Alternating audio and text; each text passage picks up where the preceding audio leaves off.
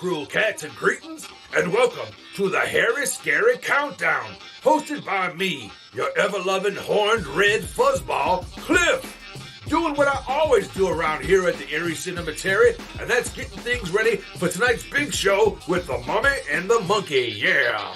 So let's get things cooking with this little ditty, and I'll see you on the flip, or my name ain't Cliff. Ha-cha!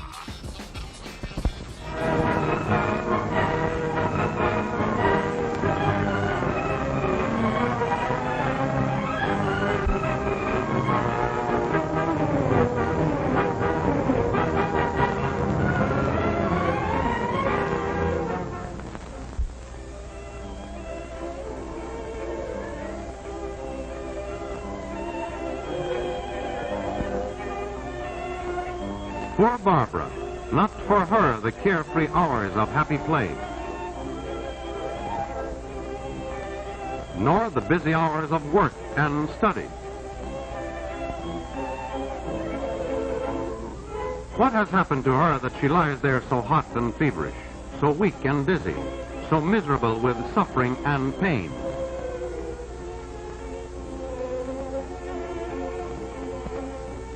Our body is just like a little country that has been invaded by an enemy army.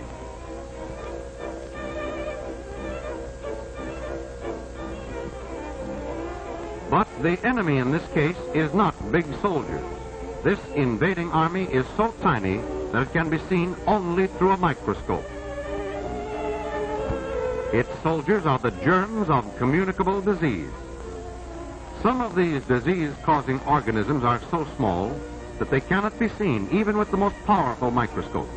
They are detected only because they can pass through the tiny holes of this filter.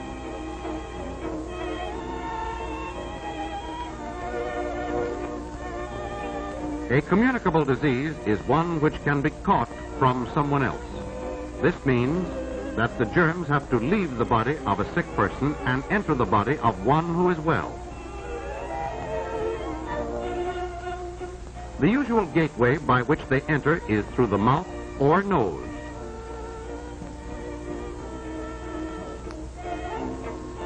How do germs make the trip from sick to well and thereby spread disease? They may travel by one of several ways. Coughs and sneezes which are not protected send germs in a direct spray.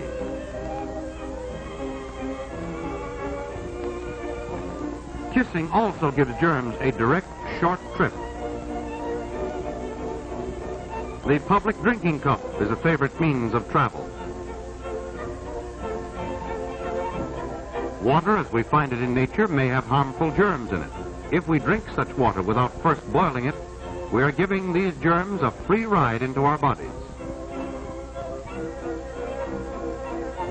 Milk is the best food there is for us, but if it comes from unhealthy cows, in dirty surroundings, or is handled by people having a communicable disease, it can become a good conveyor of germs. Rats and some insects, particularly the fly, are of great help to germs of certain diseases by carrying them from filth to the food we eat.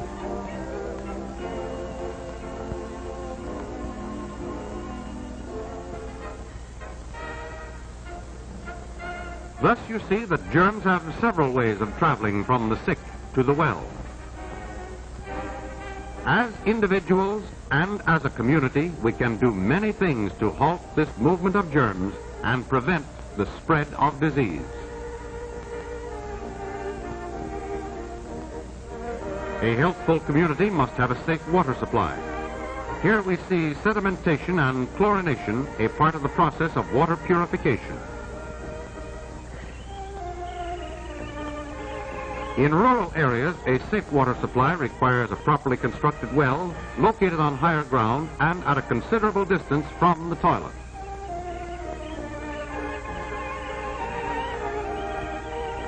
The purity of a city's water supply is further protected by the sanitary treatment of sewage. A series of processes renders the waste non-injurious to health. In rural areas, the problem of disposal of human waste can be solved by the building of a proper type septic tank.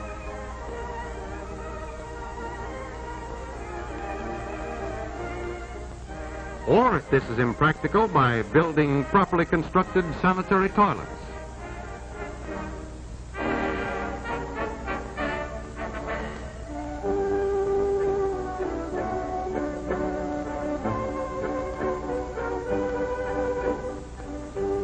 Care in all steps of handling milk will do much to reduce milk-borne diseases.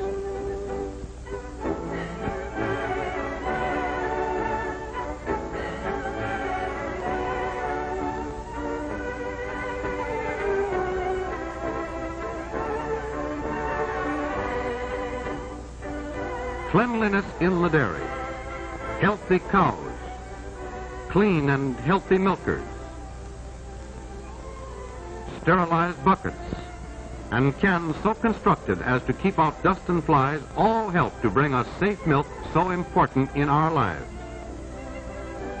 Pasteurization, which does not take the place of all these other precautions, is the one way to make sure that milk is safe. Anti-fly measures, particularly the disposal of breeding places, will help halt one of the most important ways by which germs travel. Tight-fitting screens are effective not only against flies, but also against mosquitoes.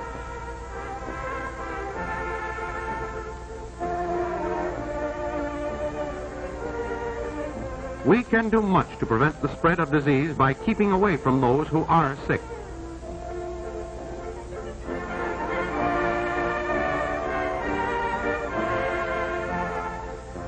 Common sense tells us to stay away from indoor crowds whenever communicable diseases are prevalent.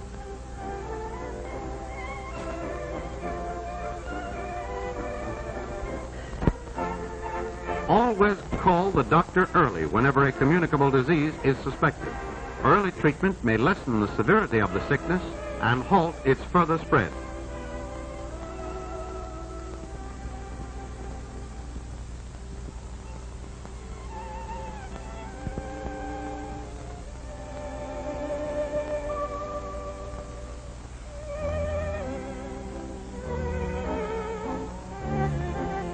It is the duty of anyone suffering from a contagious disease to remain at home until the doctor feels it is safe for him to go out among other people.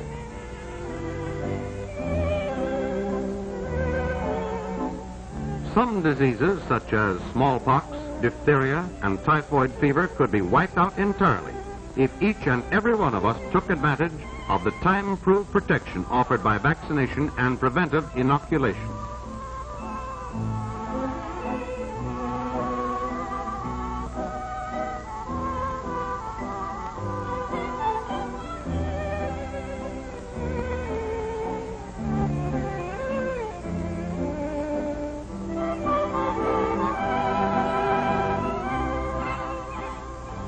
One of our best weapons in preventing the spread of disease is cleanliness, which is particularly important when there is a communicable disease in the house.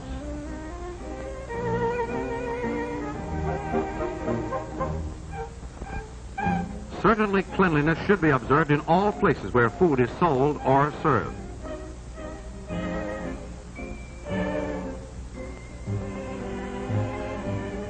All dishes used by the public should be sterilized.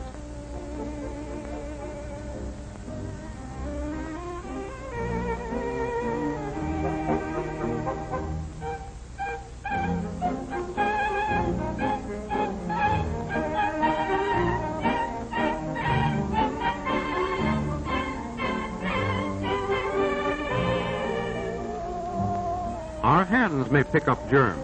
The one act of washing the hands after going to the toilet and before eating is an invaluable health measure. The use of paper cups instead of common drinking glasses will help keep down the transmission of disease.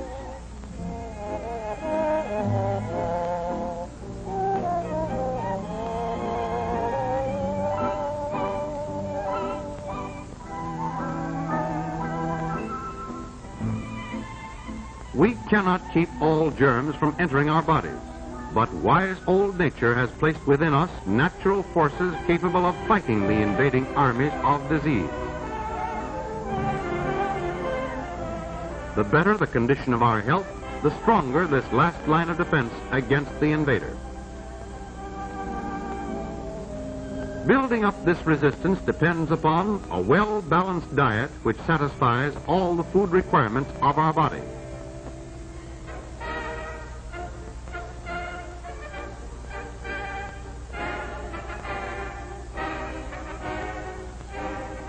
Outdoor exercise in the fresh air and sunshine.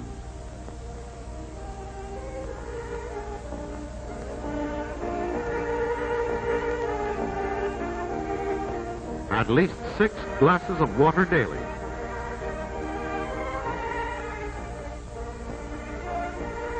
And plenty of rest. At least 8 hours of sleep every night.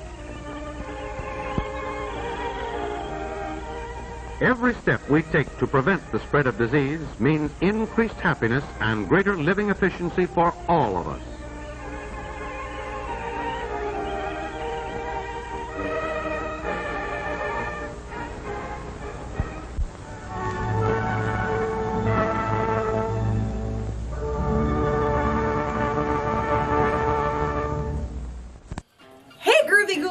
I'm Janet Decay, the Mummy. And I'm Grim Gordy, the Monkey. And together we host the Mummy and the Monkey's Hairy, Scary Hangout. Yes, our live streaming horror hosted show has it all. Skits, bits, and a scary flick. That's right, so for more information on our show, go check out themummyandthemonkey.com. And we'll see you at the Hangout. Woohoo!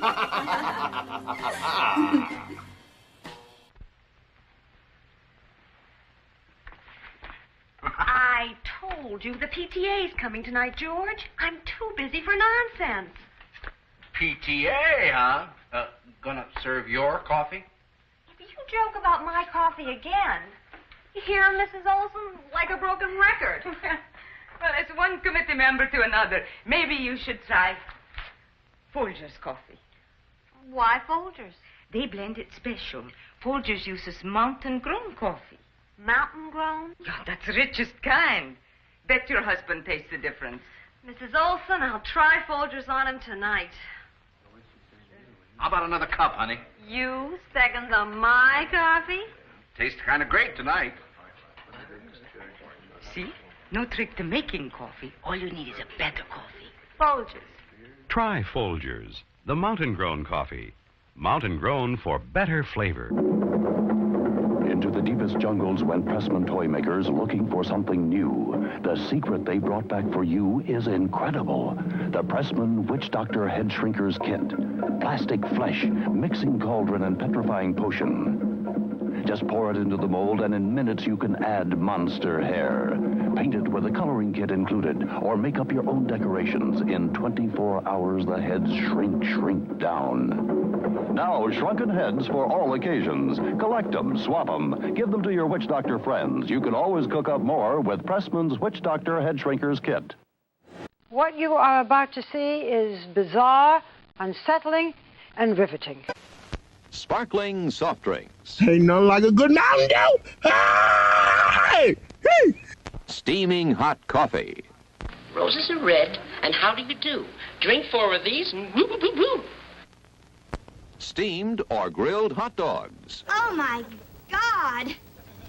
That is huge. Crispy hot fresh French fries. This is the best thing I have ever put in my mouth. How about a pizza? None better anywhere.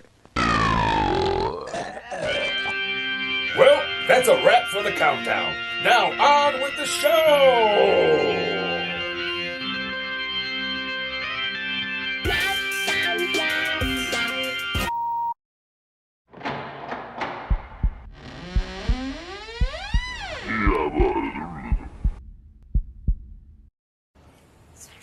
Well, whoop-dee-doo. Cliff Jablonski here, the behind-the-scenes guy and tech guru for the Mummy and the Monkey's Hairy Scary Hangout, yeah.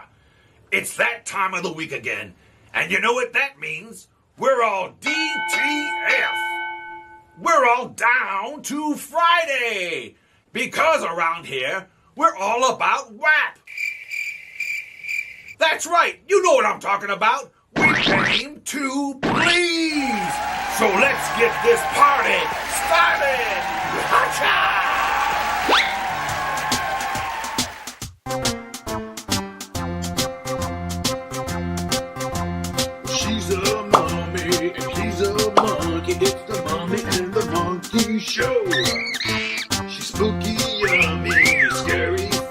money. Hey! Come on, let's go.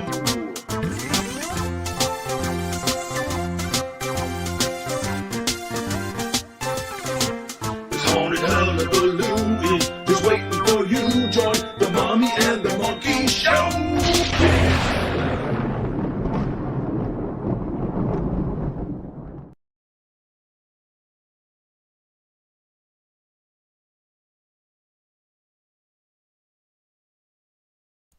Testing 1, 2, 3. Hey, coming at you guys. tonight. Hey, welcome. Everyone's down to Saturday tonight. Hey, welcome one and all to the Mummy and the Monkey's Hairy Scary Hangout. Yes, and we're on Saturday, a little bit different, but We that's are. okay. It skipped. It's like, when a record skips, all of a sudden we went from Friday to Saturday. But that's more proof that you can't keep a good monkey down, let me tell you. Yeah, it's nice that Grim is doing okay, and we're ready to host another show for you. Yeah, the monkey butt is in control. I'm good, baby. Good to hear, Grim. Good to be able to sit down, let me tell you. Hey, okay, so yeah, checking out we got some new stuff running here tonight, some new everything. The studio's all kind of revamped. Everything's a little weird to me with these. Okay, so I think everything's okay, right? Can people hear me? Oh, let me Greg, grab my... thank you for the super chat. Let me grab my barber papa. Yeah, you might know, we're a little bit closer tonight because we have to work out the camera thing a little bit, but we'll have that all fixed on our next episode for sure. Yes, but for tonight's episode, this is episode 184. That's right. And the movie is Grave of the Vampire from 1972. And this is a pretty good movie, actually. It stars William Smith, who passed away recently. He's a character actor. You'll recognize him when you see him. Yeah, he passed away last year, and we have more info about the movie when we host the Snacktoids segment a little bit later. So yeah, it's kind of star-studded, I would say, this movie, and I'm sure John Saxon will pop up, as he usually does, in our flicks. But yeah, it's got the sound effects. It's been Grimgoriized. We've shown it at least one time before on the show, but yeah. If not, then if this is your first time seeing it, then I think you'll enjoy this one. It's a pretty good print too. It is. It's a nice movie. Yes. So we have wow. a prize giveaway. Now this is going to be fun. Oh, it's a very big prize giveaway. That's for sure. Yeah. Go ahead. Tell them about it. Okay, so we're going to give away 5 free virtual tickets to see The Mads Are Back. Ooh. December 13th. It's a Tuesday. So Tuesday, December 13th is their next show, and they are hosting the movie Teenagers from Outer Space. They're going to be riffing it. If you guys loved Mystery Science Theater, you love the Mads from that, you're going to love them riffing this movie. Yeah, keep on talking. I'll show the still, And all we right? want to thank the nice people over at Dumb Industries for supplying the tickets. And all you have to do to be a part of the prize drawing is to be active in the chat. I'm going to be writing names down in the YouTube chat, and I'm going to be putting the names in my big plastic shiny mummy bucket. Yay! Yay! And at the end of the night, we will pick the 5 winners. And then what we need from you guys, we will just need your email address. So we need you guys to email us when we call the winners. If you are one of the winners later, you have to email us so we can put you on the list as getting a ticket. Yes, these tickets have a $10 value, by the way. If you wanted to watch the Mads, you can always go. If you don't win a ticket, you can always go purchase one, and we'll show you again that still I just set up here. Yeah, normally it's a $10 ticket. Oh my God! What do you do? Is a good price for a ticket. We're not ready for that yet. Here we go. So even if you it might be muted. No, it's not. not. No, it's still going. Don't forget, it's always on until I mute it. Okay, so just you're good. making sure. I already jumped to this still when you were talking earlier. Okay, very cool. All right, so yeah, I mean, and for the people who don't end up winning, you can pick up a ticket for only $10 on dumbindustries.com. Right, and this airs, like Janet said, Tuesday, December 13th at 8 p.m. Eastern Time. The Mads riff on Teenagers from Outer Space. Now, I tell you what, if you haven't seen one, if you haven't seen one of their Mad shows, but you're a fan of theirs from Mystery Science Theater, you are totally missing out. They have done about a show a month since the pandemic for about 2 years now. Yes, they have. And their shows are really fun to watch. They're live, and you can chat as well, and so it's a lot of fun. Mm-hmm.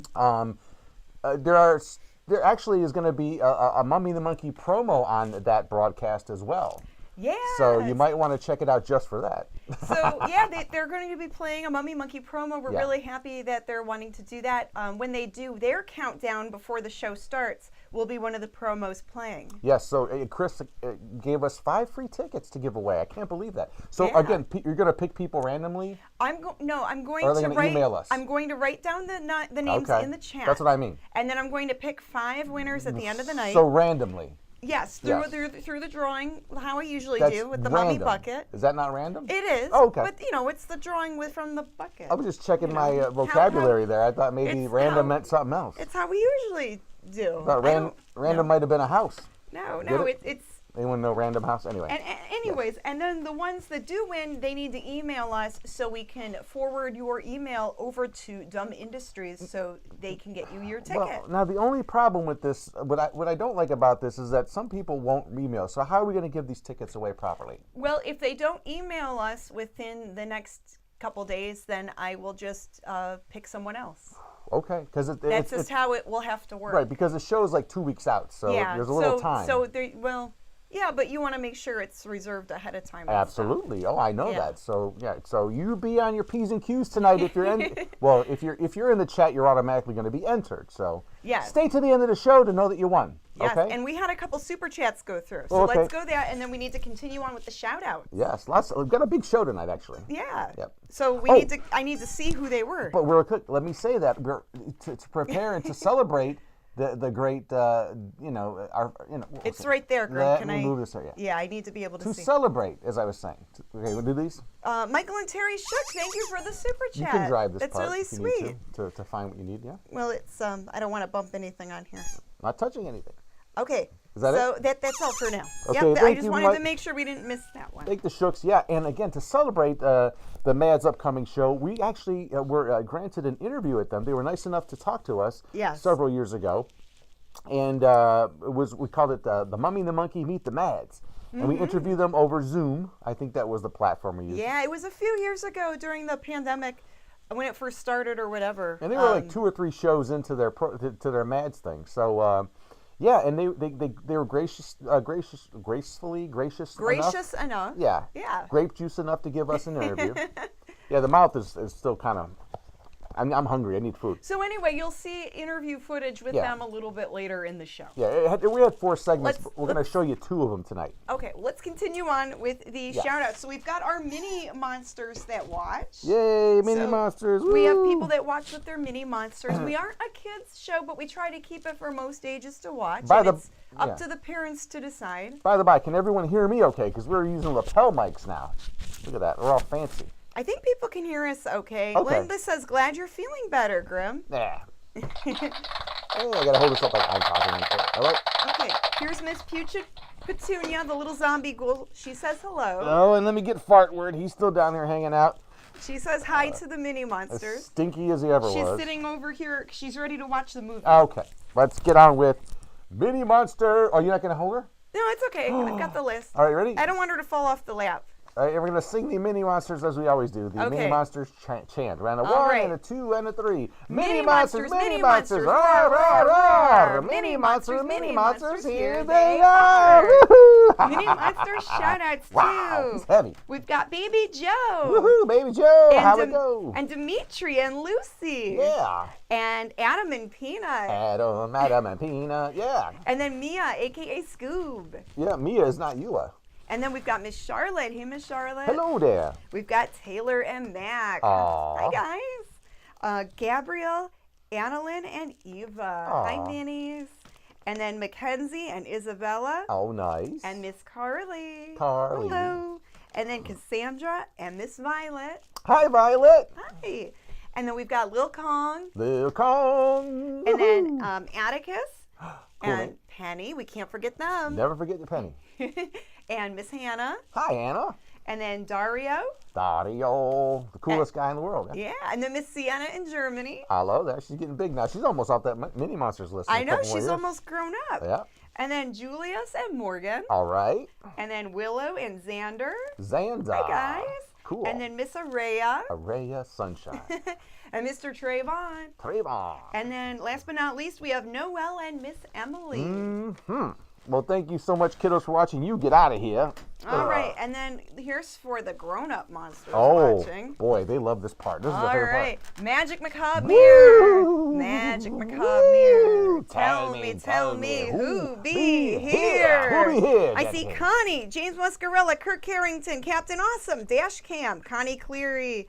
I see Rainbow Fright, Wiki Bobby, Grandpappy, J. Michael Harris, Dane Stotzer, Linda Stotzer, Mark Allen, Albert Metelsky, Greg, Watson family, Chris G.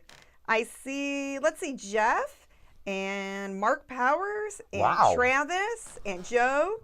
So many people here. And They're Toy all out Painter there 1. You didn't miss a beat. Awesome. Yeah, Good. we still have a good chunk of people here, even though we're on a slightly different schedule today. God, what if we did a show every night? Can you imagine that? A show every night. Maybe we should should we do a week one time? Do you think we could pull it off? A hairy, scary week? Wow. How crazy would that be? Grim, now you're getting real crazy. We might have to power down and do that just for the heck of it one night. I don't know. Maybe. Maybe when it's real cold or something, we'll do a... Yeah, maybe if there's like a blizzard this winter. The hairy, scary hunker down. Yeah, there you go. I like that. All right, well, let's get into Fart 1. Ooh. As other people would call it Part 1. Yes. Here we call it Fart 1. Not in this venue, yeah. We got pizzas. Our pizzas are just out of the oven, hot and fresh out the oven. We're going to grab that and enjoy tonight's movie, Grave of the Vampire, right here on The Mummy and the Monkey's Hairy, Scary Hangout. Woohoo! Uh-oh.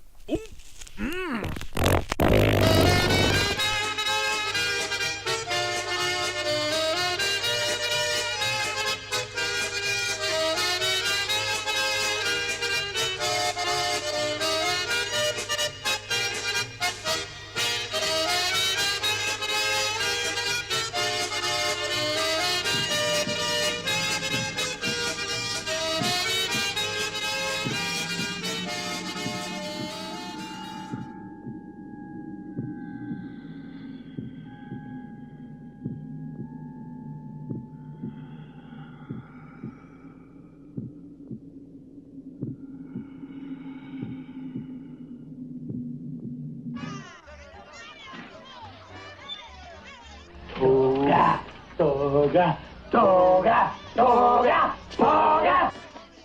Hey, Paul! Paul, where are you going? We'll be back, but Lola Blossom's gonna do a dance. And we got all the freshmen dressed up like dogs so they can crawl on their knees and bark at her. Yeah, fun, we'll be back. Shall I tell Lola to get started? Yeah, tell Lola to get started. Yeah! Well, let's go to KFC. I'll drive, you pay.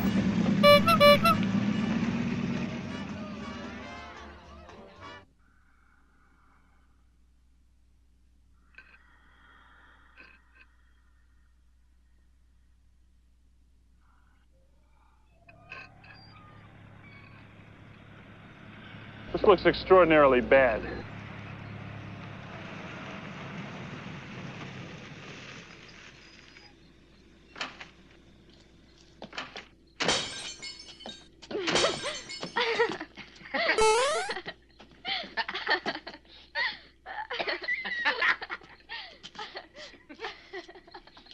Mwah, mwah, mwah, mwah, mwah, mwah. I don't think I'll ever be frightened of graveyards. They're special for us. Hey, it was almost this very spot. Is that why you brought me here tonight? No, that's not why I brought you here tonight.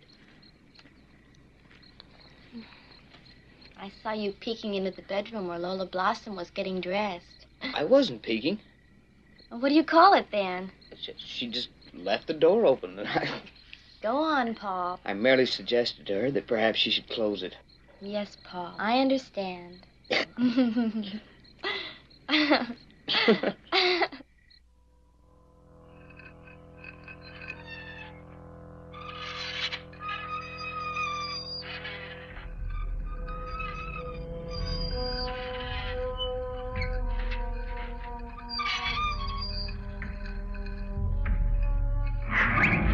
Oh, good heavens.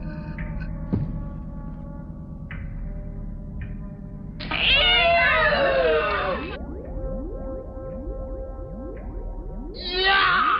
What happened to you?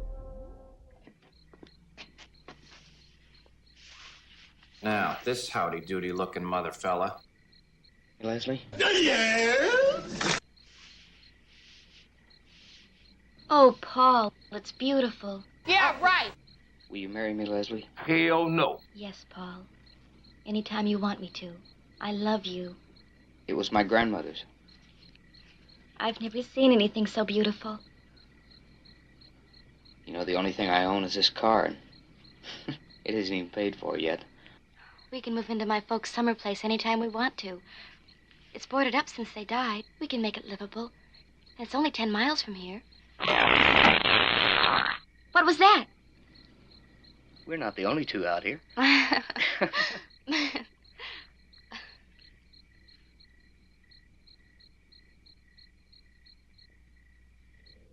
Oh, boy, what a hangover.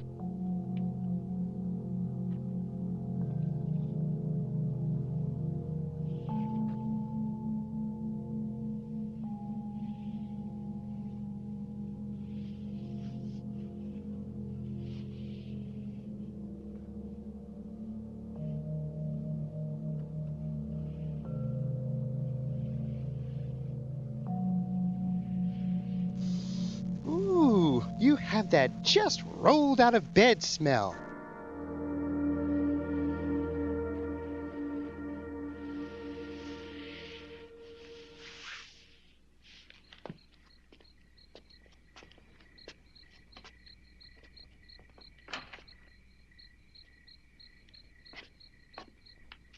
Sexy time.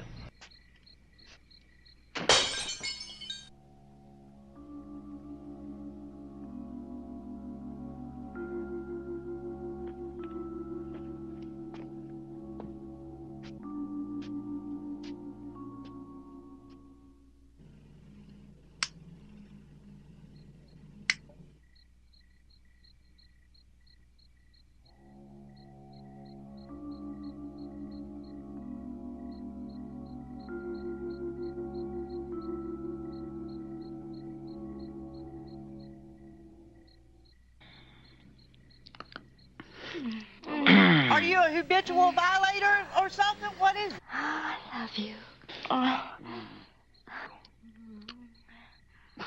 Ooh, he likes girls. Hey! No!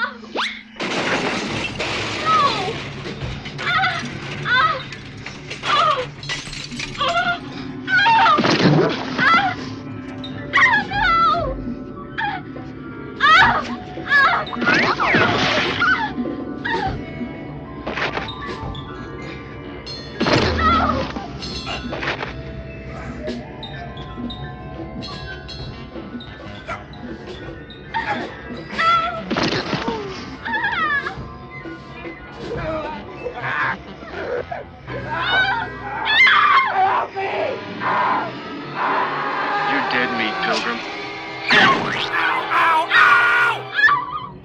Oh, my ovaries.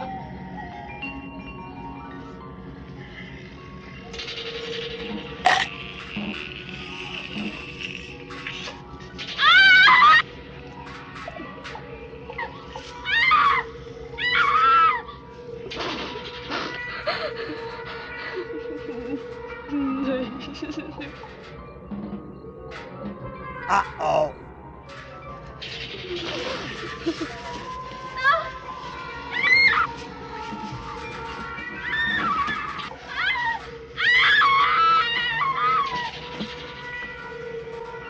Bogus.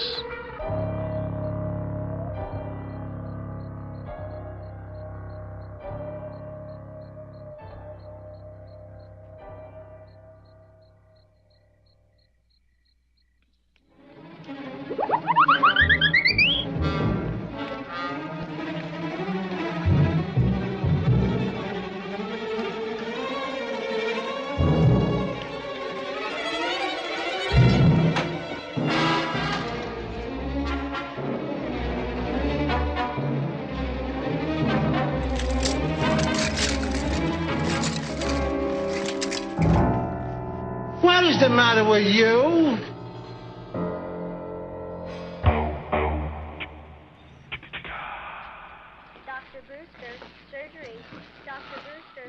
surgery. Hey, Lieutenant. What up? This place gives me the horrors. I'm nervous. Is there any way I can have a drink? You'll get your drink, sir. Now just give it to me one more time. I told it to you more than 50 times. Excuse me? Once more, sir. Oh, okay.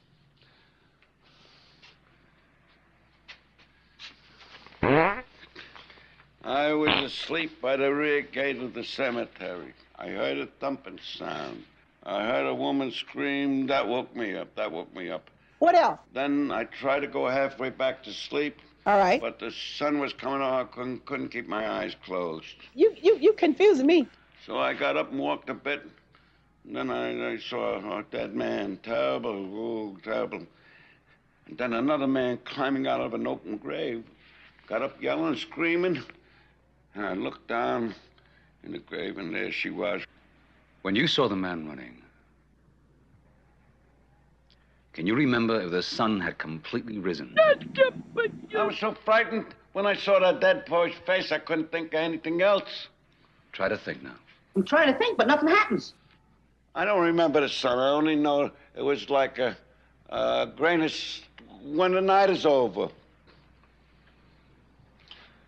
You can go now, Zach. Just check in with us every day for a while.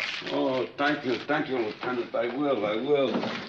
And Lieutenant, I'll be down by the Bible mission too. and no more cemetery for me. Good thinking, Zach. Dr. Evans, room 312. Dr. Evans, room 312. Aren't you going to hold Zach? Mm-hmm. He was drunk. Maybe he blew his top and killed the kid. I wouldn't put it past him. Zach is harmless.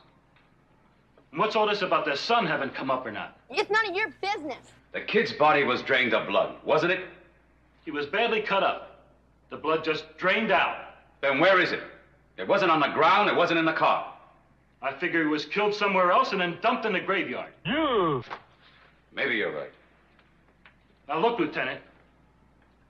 All day long you've been dismissing every possibility I've come up with. And I don't mind telling you, I don't like it. Why do you say things that you know will hurt me? Now, we got a young man who's been murdered in some freaky way. And a crypt from which someone stole an old corpse. Oh, gnarly! Now, how about asking some questions around that campus? We will, Duffy.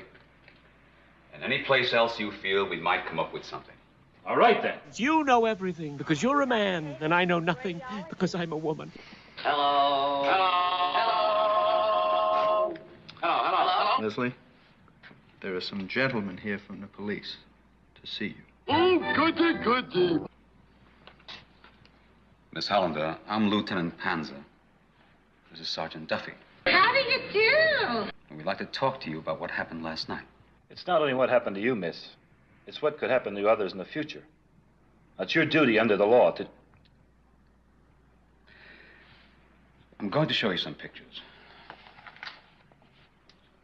Now, it's possible that the man that did this to you is in these pictures. Oh, is that a fact? I'm going to hold them so that you can easily glance at each one.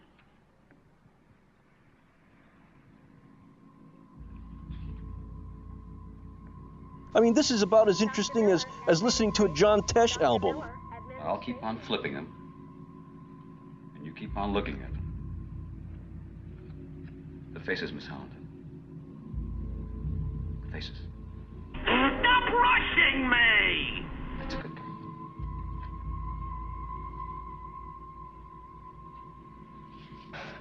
Can't you see she needs rest? Now, Olga, we're not going to hurt Leslie. Come on now.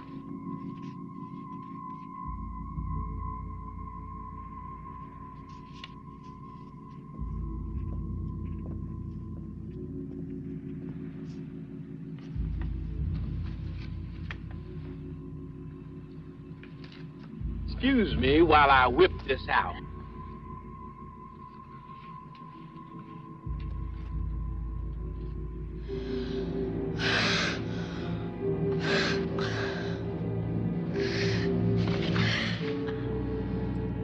Gentlemen, you'll have to leave.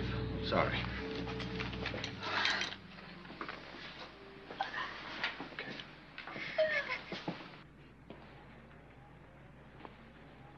Whose photo was it? The very man whose corpse is missing from the crypt. Caleb Croft. Oh, get out of here! Last arrest, Boston. Here, read it.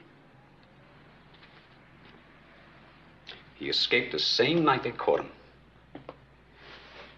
The chase led through the Boston subway system on foot.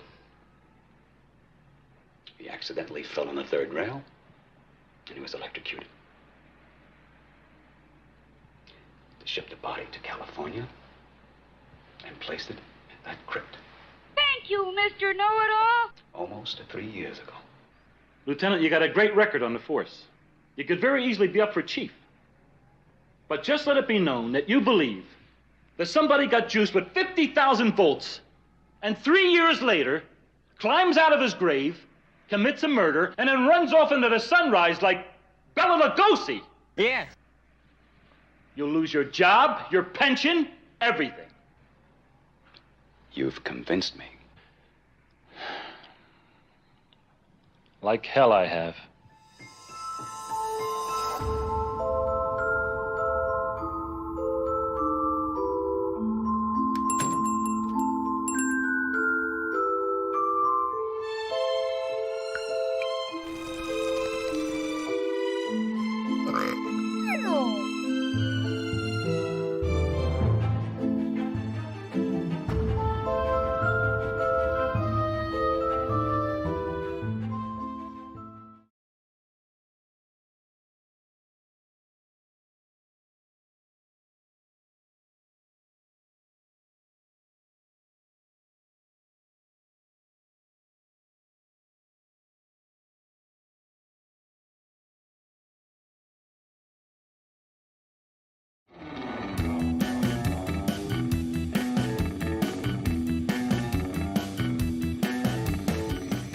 Okay, fellas. Well, we'll do some introductions here. Again, thanks for joining us. We have the special, what do you call it? Honor to bring you the one, the only, the Mads from Mystery Science Theater 3000, Frank Conniff and Trace Bayou. Did I say that right? Beaulieu. Beaulieu. Yes. Like bowl you over. Any way you want to say it. But the fans will always remember you as Dr. Forrester. That's right, Clayton Forrester. Much easier to pronounce. So yes, yes, absolutely. And you're of course TV's Frank from the Mystery Science Show, and and so we mentioned that earlier. We're gonna kind of re-edit this, but it's Trace's birthday, so we want to say happy birthday once again to Trace. Hey, happy birthday, Thank Trace! You. All right. I hope I get what I wished for. It looks like it could happen. I wonder what that could be. I'm not going to unwrap that gift yet. Yeah, I know. I really need a good pair of work pants, so I'm hoping. There you go. Well, that's admirable to wish for too. Like that wish. Yeah, something practical. I don't mean to brag about the glamorous nature of our careers, but I have on the road. I have been with Trace in a hardware store as he bought work pants. Interesting. Wow. See? Just to give you an idea of how off the hook it is when we go on the road. And now, Frank, you know how I celebrate? I had a cup of microwave macaroni, which is difficult to say, even harder to eat. But that was my big birthday meal. That's great. That's great. No shame in your game. Nothing wrong with little microwave macaroni. Did you put a candle in it? It's so easy when you know the language. Did you put a candle in it or just... I put some hot sauce in it just to say, hey, I'm cooking. That's like how I cook. Yeah. Macaroni and cheese, whatever can be warmed up in the microwave. Yeah, same here. Same here. So this everything that led up to you in a hardware store with Trace buying pants started with Mystery Science Theater 3000, correct? This is where you two met. Yep. We actually met before Mystery Science Theater. Oh, that's right. We were both comedians in the Minneapolis comedy scene around 1987 or so, I think is when we first met. And then it just all went from there. Yeah, it was a good community to pull from to staff Mystery Science Theater, and I think we pulled in just about every comedian friend we knew at one time or another. But yeah, it was, very same, tiny little TV station doing a hosted movie. And I'm glad that you guys are doing this and continuing the legacy. Well, we owe it all to the internet because it pretty much let anyone try to, follow their dreams. Where before you had to wait for, a network and a station to approve something, or, and if it didn't do well, I mean, you're gone, that type of thing. It's a performance thing. Also, these days, when I grew up, and I think it's safe to say I'm the oldest one here. When I grew up, there was a lot of locally made programming on local television stations. There's a lot of local kids shows, like in New York, there was Wonderama and Just for Fun. Remember that too.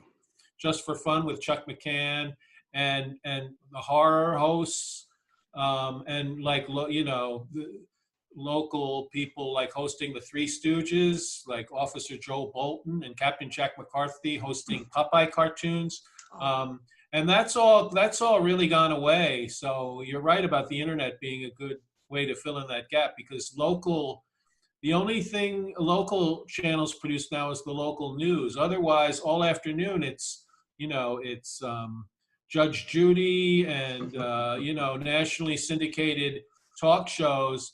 And whereas when I was a kid, that afternoon time would be filled up by local channels producing their own programming. And I really miss that. But thank God for the internet to pick up the slack. It's hard to believe that something like Judge Judy would be cheaper to put on the air than any of those shows. That exactly, yeah. Or like Mystery Science, where our budget was so tiny. But part of the charm of those shows, we had Clancy the Cop and Willie Ketchum was his sidekick. Did you get the? We had Casey Jones and Roundhouse Rodney, who also lived in my neighborhood. So I thought it was really cool to have an example of someone who worked on television, who was actually just a guy who had a job on television. It never occurred to me that, oh yeah, you can go do that. Mm-hmm. And it was very inspiring to, and he was really funny. Roundhouse. His son would bring him to school as show and tell.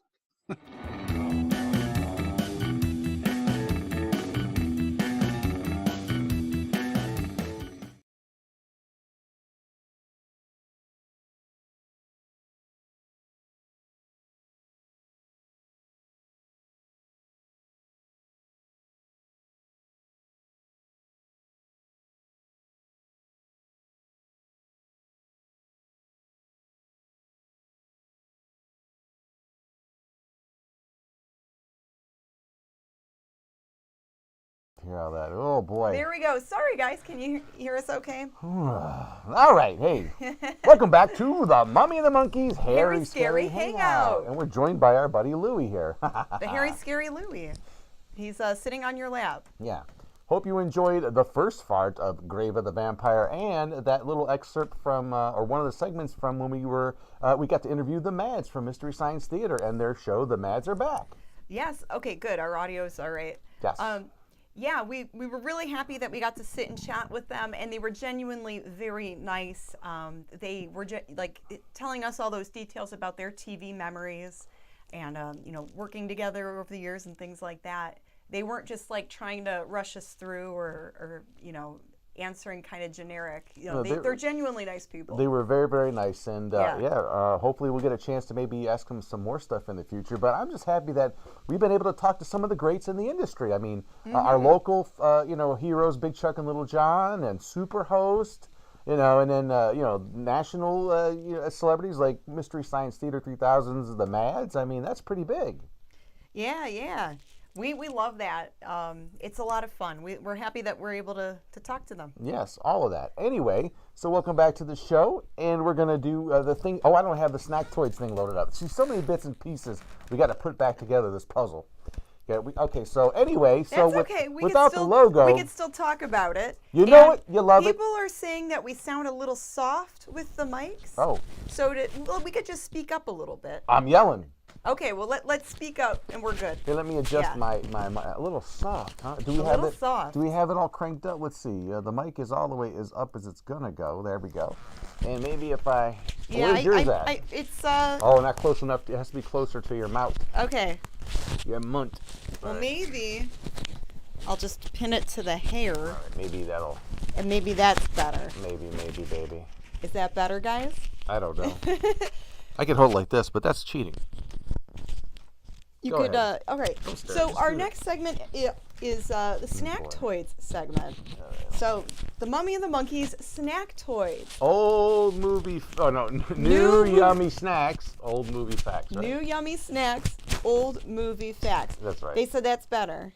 I don't. What's better? I don't know anything different. It says Janet sounds better now. I'm hearing clearly. Yes, I think your mic might have been a little low. It was too low, so I moved it. How low can you go? I moved it up. Let's just open one of the bags of those snack toys. And the snack for tonight is Hartville potato chips. Oh. These are kettle-made potato chips made in Hartville, Ohio. Those are so good. We usually pick those up when we're down in Akron at the Akron Comic-Con. Yeah, some grocery stores sell them now. They do. Yeah, so check with your local grocery store if you're from the Northeast Ohio area. It was so cute. It was so darling. We were sitting at our table at the Akron Comic-Con, and the little girl that I guess might have been the daughter of the guy running the table came up to us and said he said she wants to give you some chips. So she handed us a bag of chips. We each got a bag, and that was very sweet of her. Whoever you were, darling, in that family, thank you so much for tonight's snack toy. Janet Decay, take it away. Chris says clip the microphone to your lip. Yeah, right. Yeah, just put it right there Oh, look good. on your lip. That look ridiculous, right? These are very good. Okay, so I'll take another one. here you go, Graham. Stingy, I got him. I know I want to eat the whole bag. They're really good. So this film, Grave of the Vampire, was made in 1972. It has another working title. It's also called Seed of Terror. That was another title they were working with. Here, you could have them now. Thank you, Graham.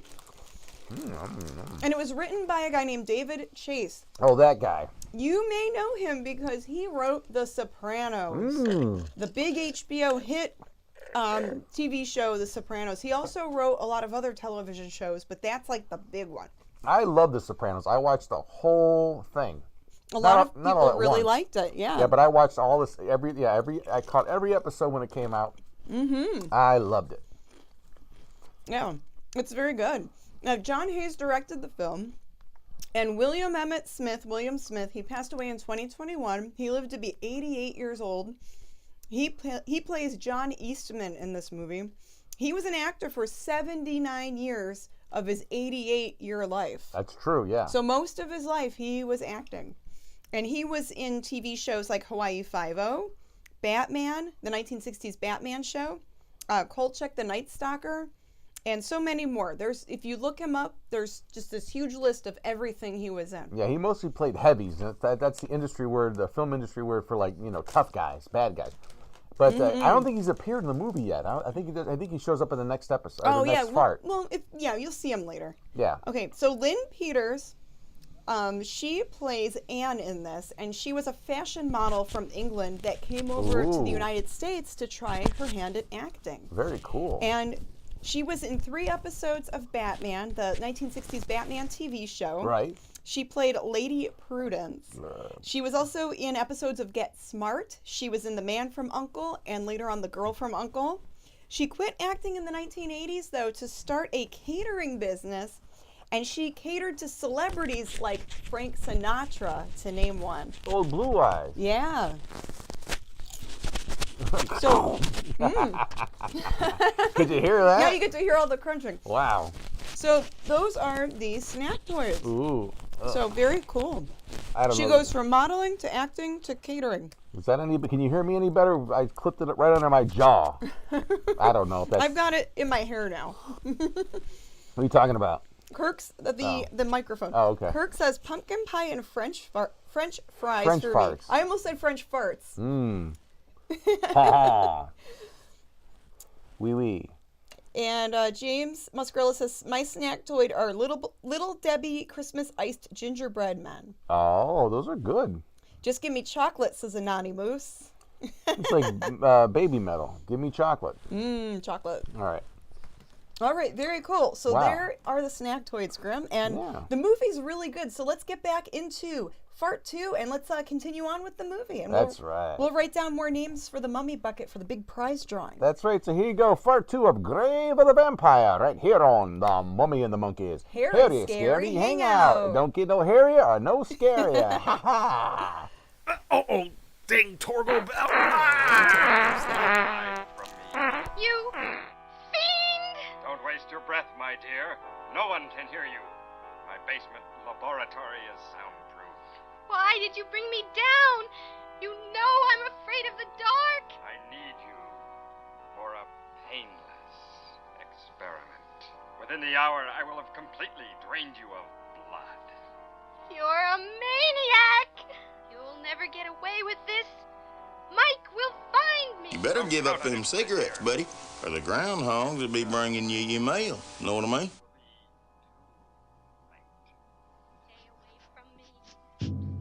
Reckon you can make me some biscuits. Too late. You should have been more cooperative. No. Don't struggle, Susan. Just relax. No. Please leave me. Don't touch me. Well, for my money, he's got all the facial characteristics of a criminal. You know, the narrow chin and the eyes close together and slack jaw with a prominent overbite.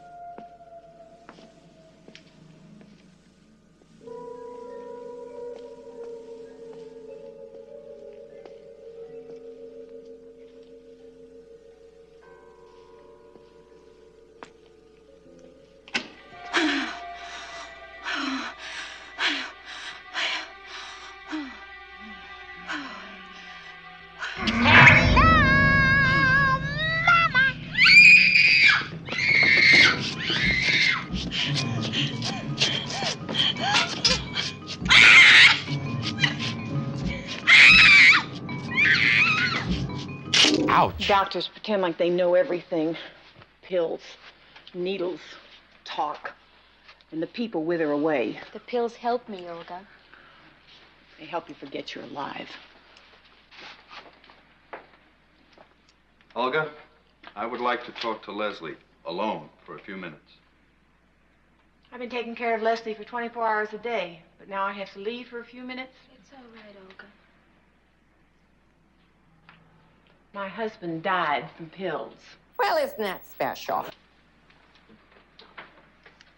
Sit down. The reports are back from the lab, Leslie. Oh, really? No doubt, you're pregnant. Well, I like that. A baby. Paul's baby. Leslie, what's growing inside of you isn't alive. Your body is nourishing it, giving it blood and oxygen. But when it leaves your womb, it'll be dead.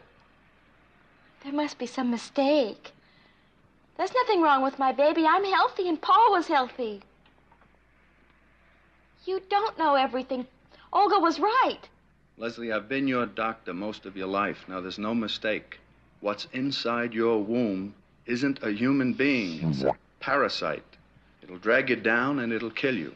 Now, we must take that parasite out of you. Once again, something wonderful in my life has been turned into a giant crap fest. My mother used to bring me here. All those old people in the waiting room. None of them ever got better. Now, Leslie, you know better than to talk like that. You won't touch my baby. It'll be born healthy and you won't even be there. Olga! I know what you're gonna try to do, and I'm not gonna let you. Olga! What up?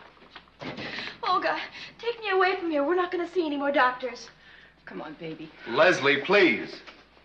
Come on now. Leslie!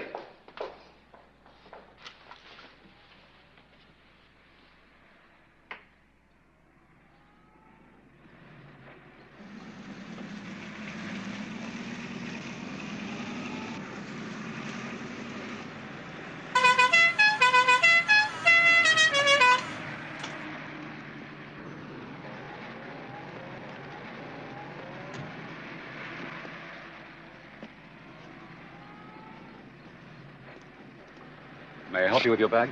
We don't want help from you. The other officers are calling it an unsolved crime. Why do you persist? I'll find them, Miss. I'm a giver with no ulterior motive.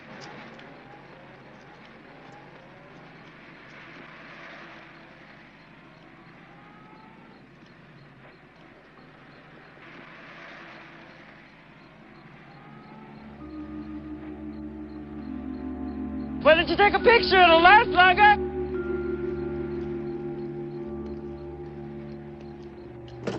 There's something screwy around here. It's good. I love it. I love it. It's hot pursuit time.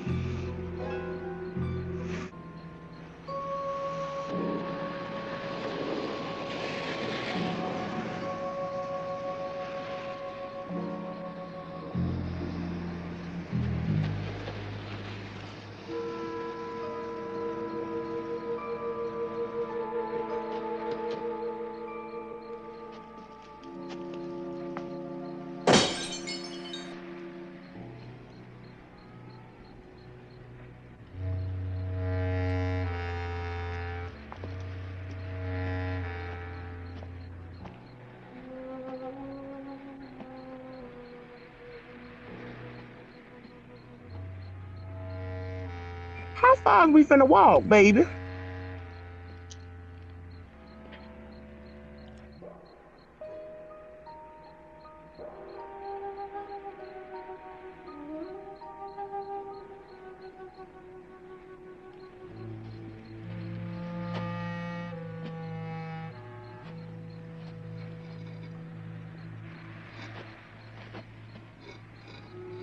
Open sesame.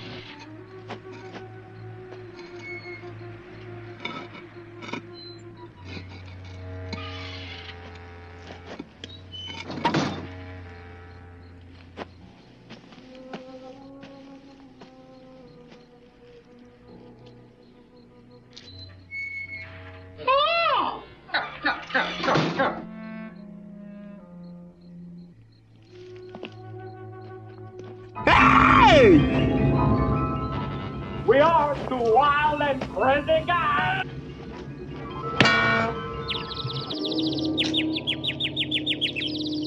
Don't you slap me no more. We clear on that?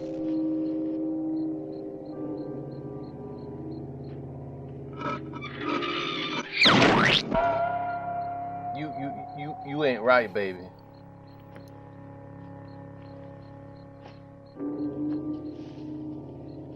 Do your own thing, chicken wing. It's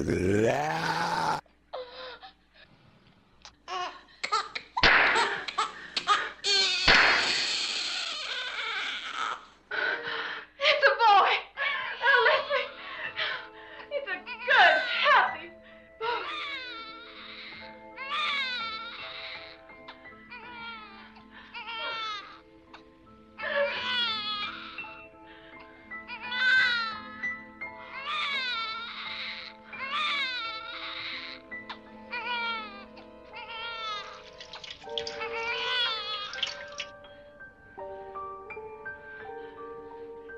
I want to see him.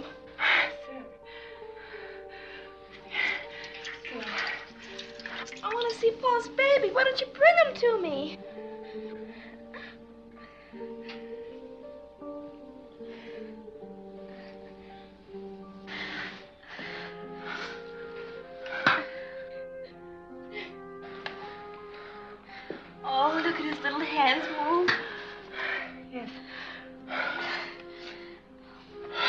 is he so gray? I've never seen a baby with such a color before. Maybe we should call Dr. Ford. No. He'll be all right. We'll make him well and strong. That sounds wonderful. Oh. Oh.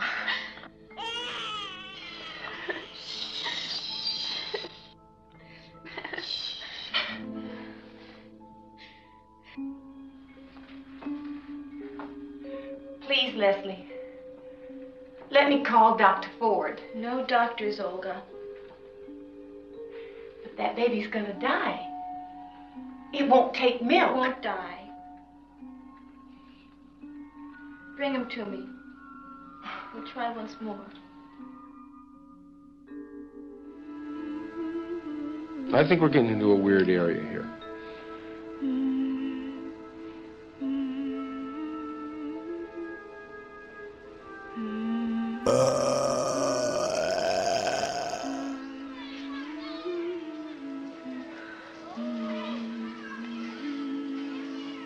Dapples and grays, pintos and bays, all the pretty little horses.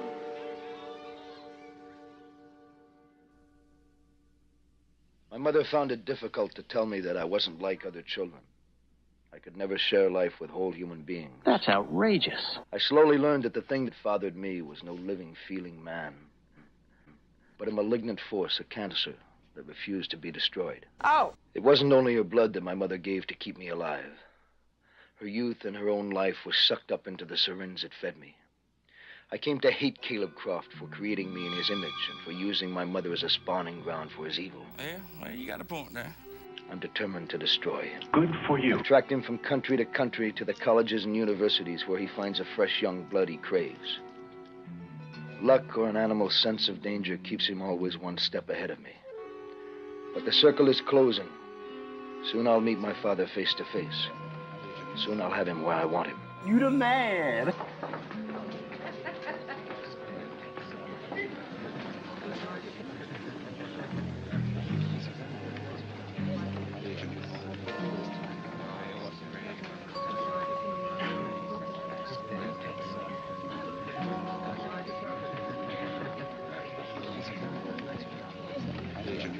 Hubba, hubba, hubba. Big girl.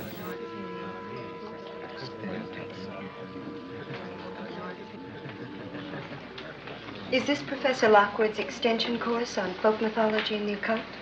Yes. I'm Anita Jacoby, working on my doctorate. I'm James Eastman. Hello. Hi. I mean, your flirt's on the fritz. These night courses are really much more interesting. All types and ages. I hear if you're not in time to get a seat, you can't take the course. I hope my roommate gets here on time.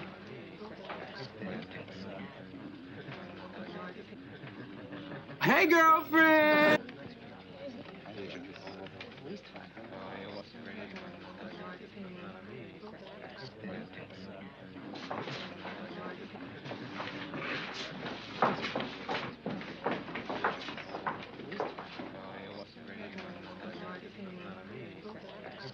I'd like to kiss you, but I just washed my hair.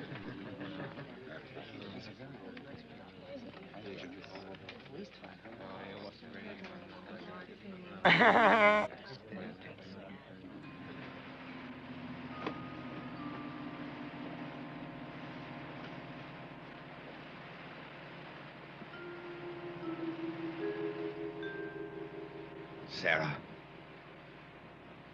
Sarah. Who are you talking to?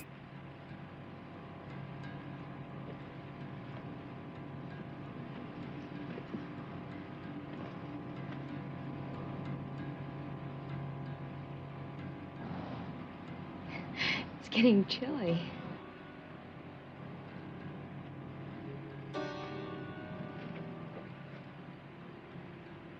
I have a place we can go to.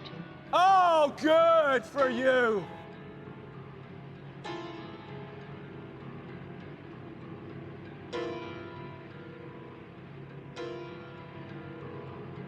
Ain't I good enough for you? Don't get smart with me, young lady. I'll have you know that I am a decent man of perfection.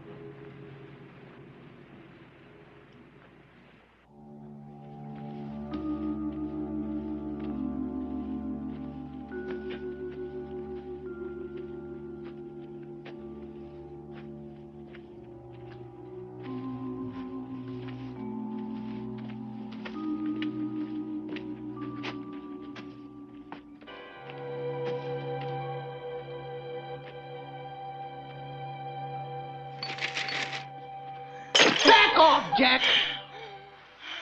Great gods of Gorgonzola!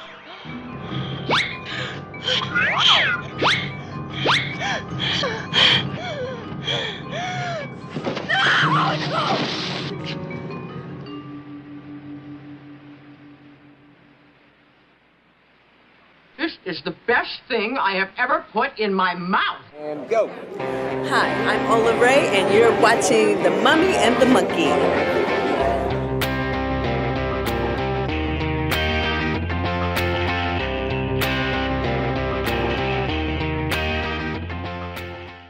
I'm Bill. And I'm Mike. We're sober, not mature. And we're a weekly podcast featuring recovery stories and unscripted fun. Wait. You know we're filming this promo for the Mummy and the Monkey's Harry Scary Hangout, right? Yeah. Yeah. Man, you've been hanging around the Chicagoland area too long. I think I got a Big Chuck and Little John t-shirt around here somewhere you can borrow. So is this better? Much. Perfect. You All right. too. So, if you're a friend of Bill W's or any member of any of the other secret societies, or, you know. Yeah, you're sober curious, as they call gray area, alcohol free. And even if you're one of those normal people that can have a couple of pops at night, wake up the next morning and take care of your kids. And if you want to listen to two friends talk about being better people, trying to make their little corner of the world a better place, and giving a little hope that we all can live better lives. And cursing. Lots of cursing. Lots. A. You're right, brother. So please go to sobernotmature.com. Or you can visit us on Instagram, Facebook, any place that you want to listen to podcasts, Spotify, Apple Podcasts, Google Podcasts, we're there. We are. And if you want to dress cool like us, go to teespring.com and look for the Mummy and the Monkey's Harry Scary Hangout. Or you can go to sobernotmature.com and visit our merchandise store. Buy a t-shirt.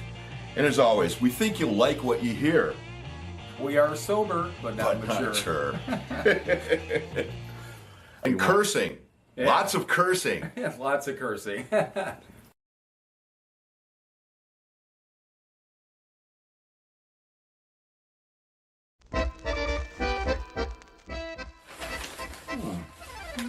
Well, that's news to me.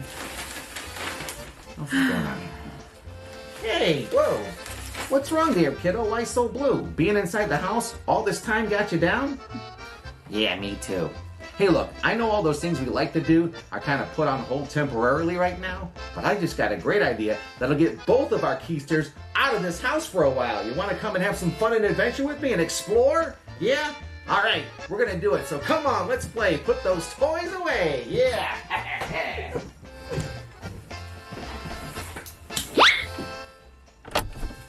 Oh yeah! Time to break out the old gear. Let's see. There's the bungee cords. Check, got those. There's the post. Double check.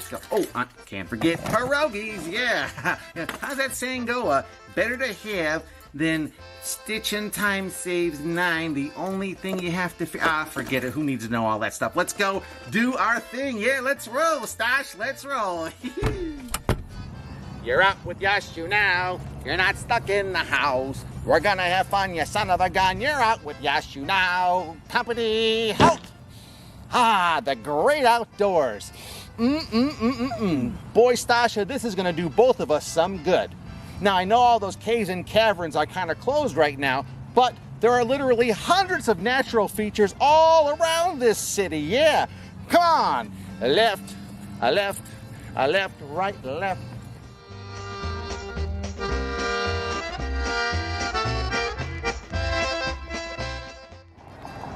Oh, boy, Stasha, look at this one. It's perfect. Wowee! Boy, they don't grow them like that anywhere else but here in Ohio, let me tell you. I wonder how deep it is. Only one way to find out, right?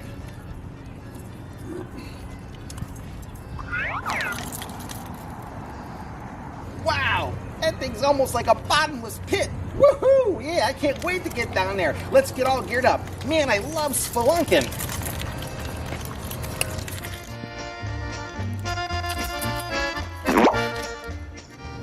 Ah, that's a good tight fit there. Ready to rock and roll. All right, ready? And a 1, and a 2, and a 3, and a Geronimo!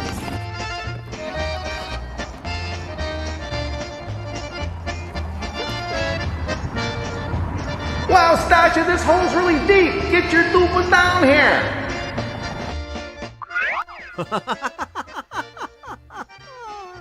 Well, kids, don't try this at home. Leave it to Stasha and Yashu. They're professionals. Professional what's? Nobody knows. Tune in next time for more misadventures of Stasha from the old country.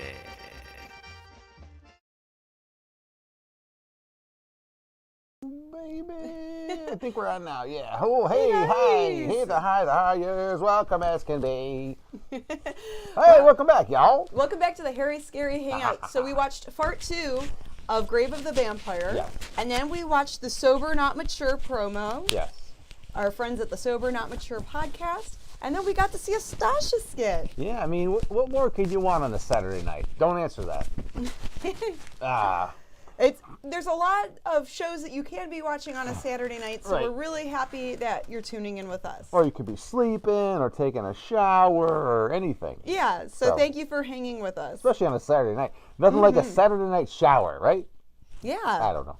I guess? Sure. Yeah. Or dump or something, you know. Well, you never shower, Grim. But Yeah, well, I didn't say I didn't like it. I'm just saying. you need to shower more. Take care of your monkey butt. That's you know how hard it is to towel off fur? You know, you're just not thinking. It's better to groom yourself than to actually wash. That's too much. Anyway. Anyways, so, yeah, I'm really liking the movie. Yes, this is actually one of the better movies we've ever been able to show here on Harry Scary Hangout. And, I just never get tired of watching it. It's a nice little bit of a slow build. Like, you don't see the Williams character until like maybe almost the end of the first half of the movie. Mm-hmm. So, but yeah, and this predates Blade. Yes, it does. The comic book, the Marvel comic character Blade, who you know is portrayed originally by Wesley Snipes. They're actually remaking it now. They actually shot some stuff, or are going to shoot some stuff in Cleveland, I think. Or if they haven't already done it for the new Blade movie. Oh, that I'm not sure of. I don't know who's playing Blade, though. It might be, I don't know. Who do you think? Who would you like to see play Blade? I don't know. Put you on the spot. You are putting me on the spot. I'm not sure. Ryan Reynolds? No, not Ryan Reynolds. The wisecracking Blade? No, wouldn't be good? Maybe Chris Rock.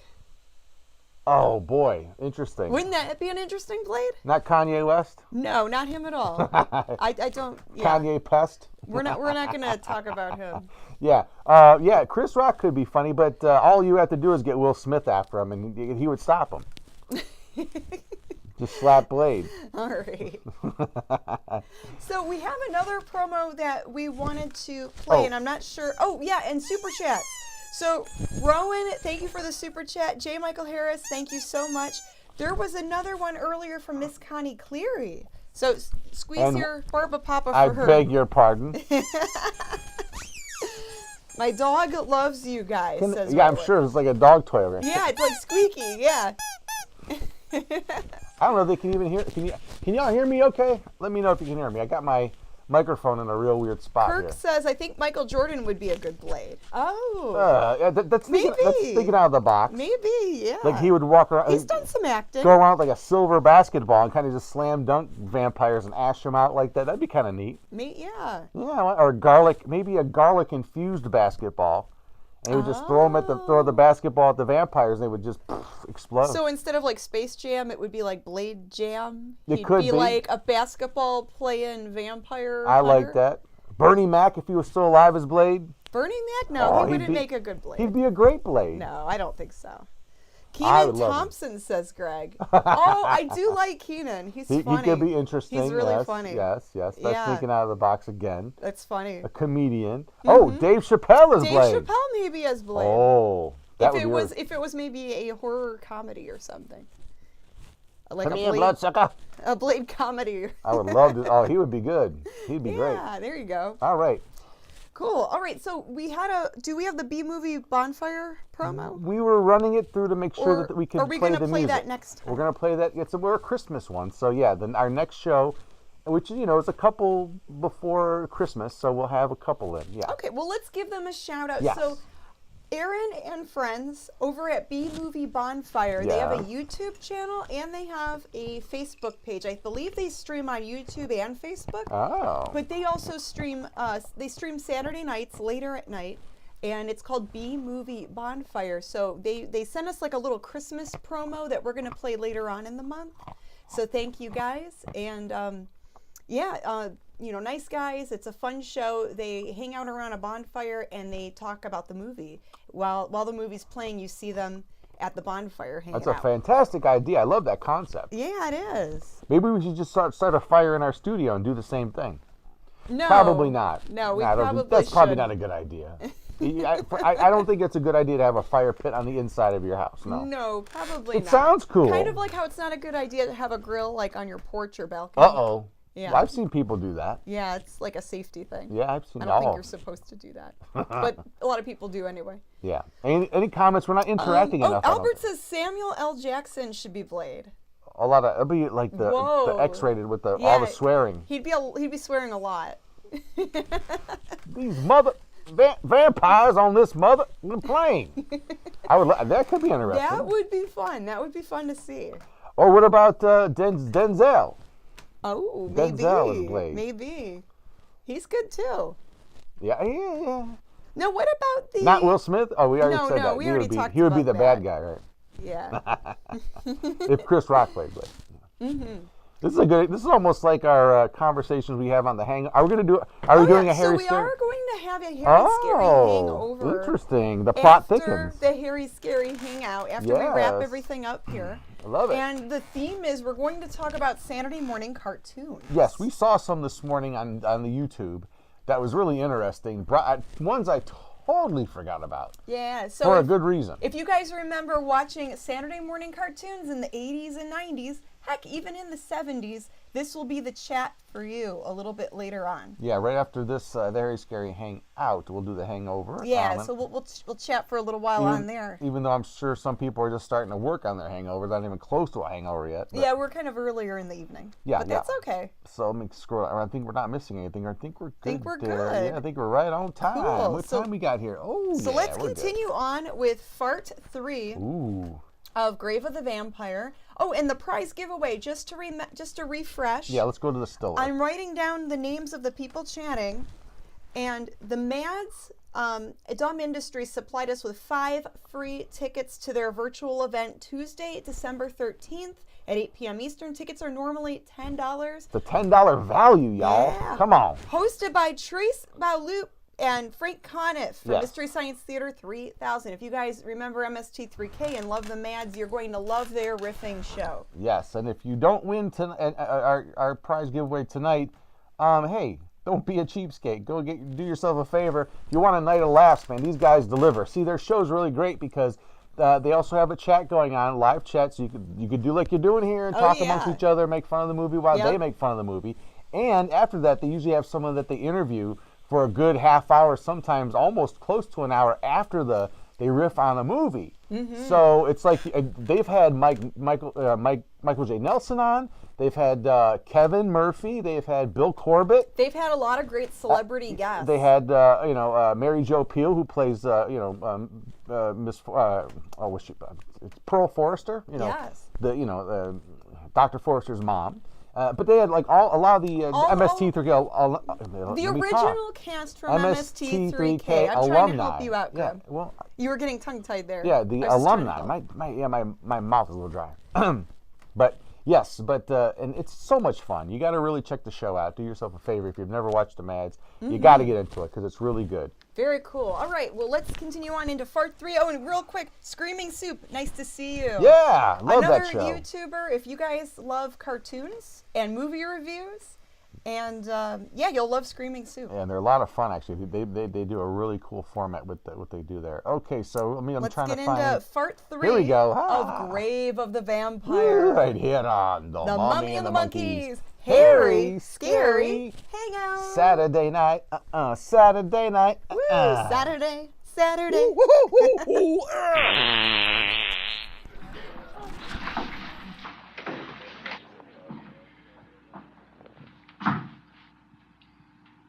I know that some of you are lawyers, teachers, bored housewives with nothing better to do with their evenings. But with any luck, a few may learn something. My name is Lockwood. That's a lie! That is Professor Adrian Lockwood. I am so smart. I am so smart. S-M-R-T. I mean S-M-A-R-R-T.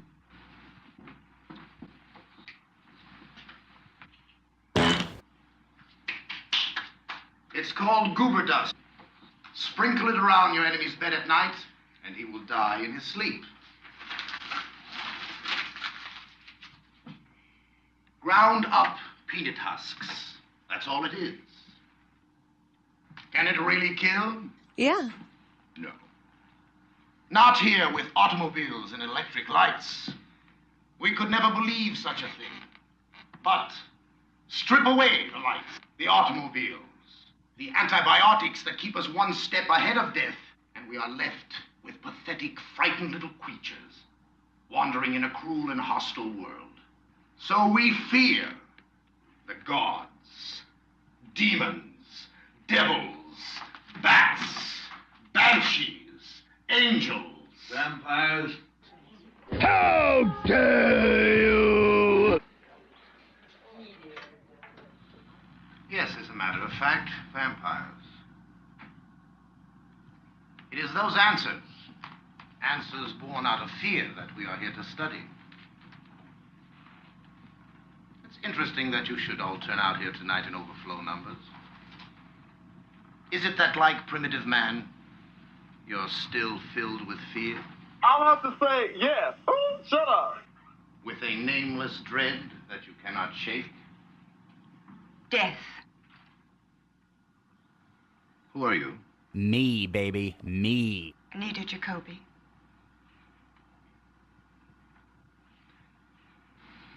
Death has been the chief dread.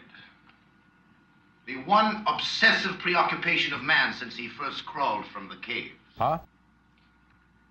Of all the animals, only man is aware that as surely as he was born, he will someday die. No, that's the first time I heard that. The individual who can inflict death has the complete respect of the other man. They are in awe of him. Blah, blah, blah, blah, blah, blah, blah. Death is also very beautiful. Some loved ones we have seen in death never looked more peaceful, more serene. What is your name? It's none of your business. Anne Arthur. I'm an instructor in English literature. I'm sorry if the subject frightens you. Sure no one holds you responsible, Professor. Ah, the voice interested in vampires. Yes.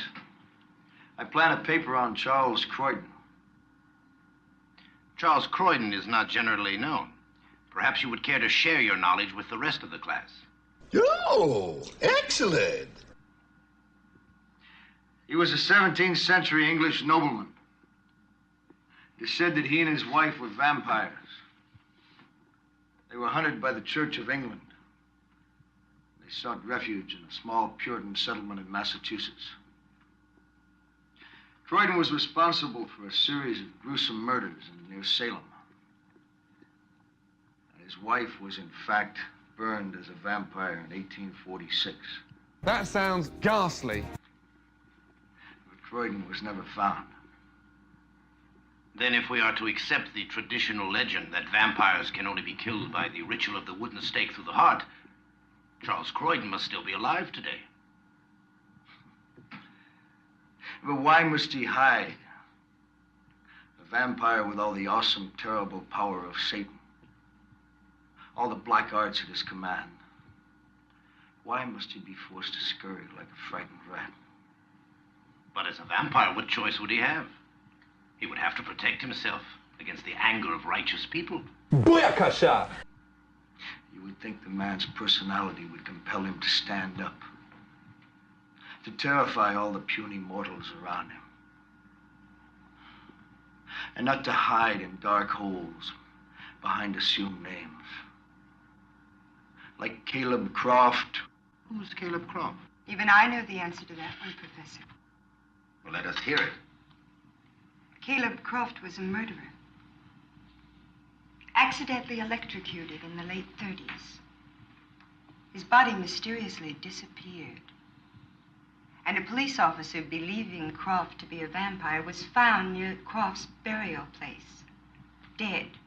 Drained of all his blood. Dang! These facts are all published in a book that links Caleb Croft and Charles Croydon. What book is that? Let me see. Oh, yes, it's called The Mysteries of New England. But there weren't many copies made. You seem very interested in the Croft case, Professor. Yes, I am, Mr. Eastman. James Eastman. Gotcha. Mr. Eastman, if you remain in the class long enough, you too may develop an interest, more than you bargained for.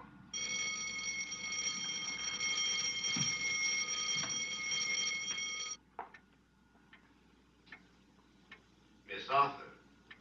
Professor Lockwood, I just wanted to thank you for an excellent class this evening. You have a way with your students. What way is that? Compelling. Students often drift during my lectures. They are fools. Come closer, Miss Arthur. Into the light.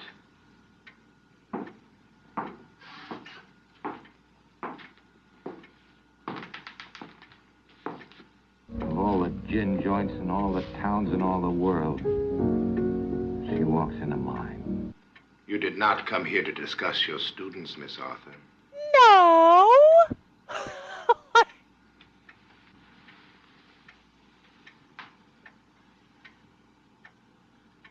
At first you reminded me of my dead wife, Sarah, but then I went beyond that.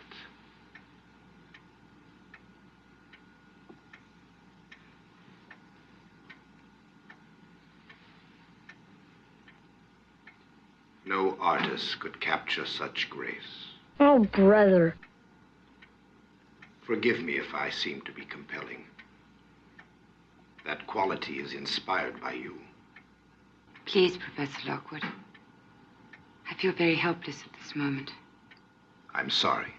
Perhaps another time, another place. I would just like to leave here now. You're free to leave. No tricks. No goober dust. Oh, no. I want nothing to do with your voodoo. That's the most important thing to me. I know.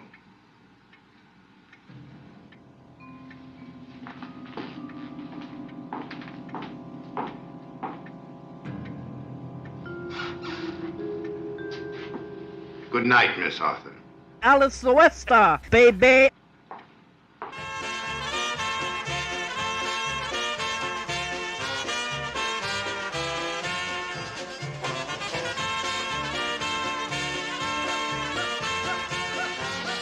Oh, Ed.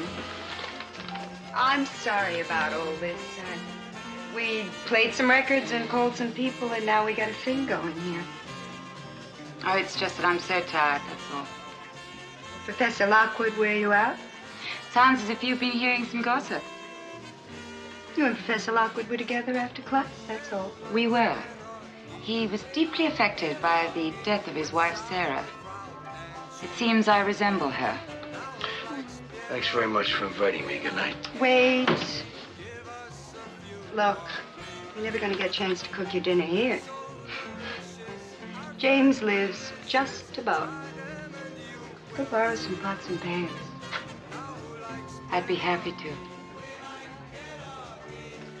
All right.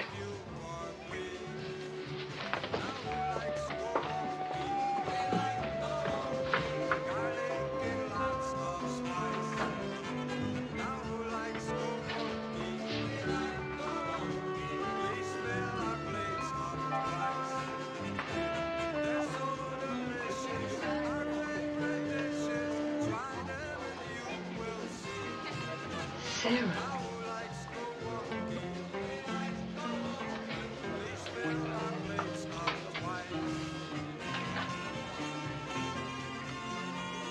Charles Croydon, Sarah Croydon.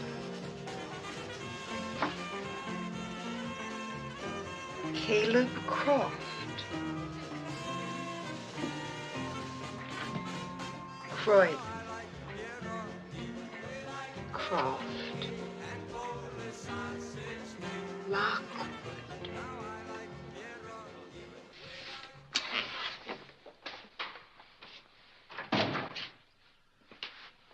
You're spending the night with Fred Jarvan, male prostitute.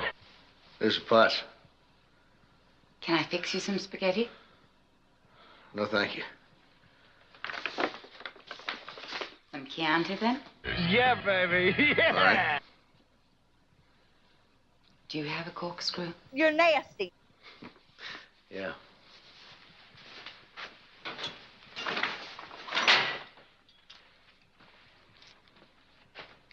Will you do me the honors, then? Pleasure.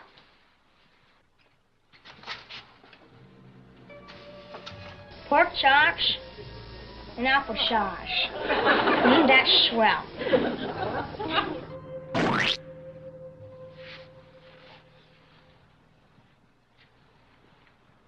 Do you have a dog or a cat? The meat's mine. Excuse me? Oh.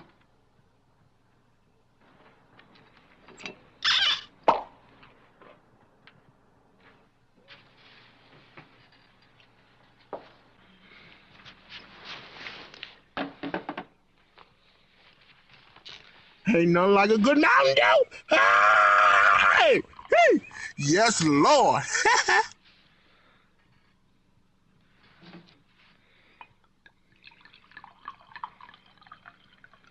Roses are red, and how do you do? Drink 4 of these and woo woo woo woo.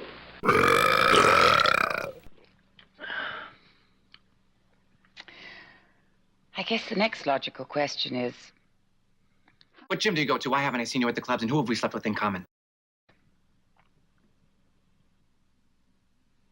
sorry, I'm embarrassing you.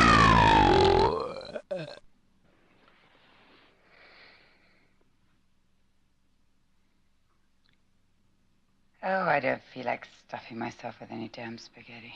So it's all right if I tell you you're beautiful and throw you down on this couch and make out with you fiercely, right?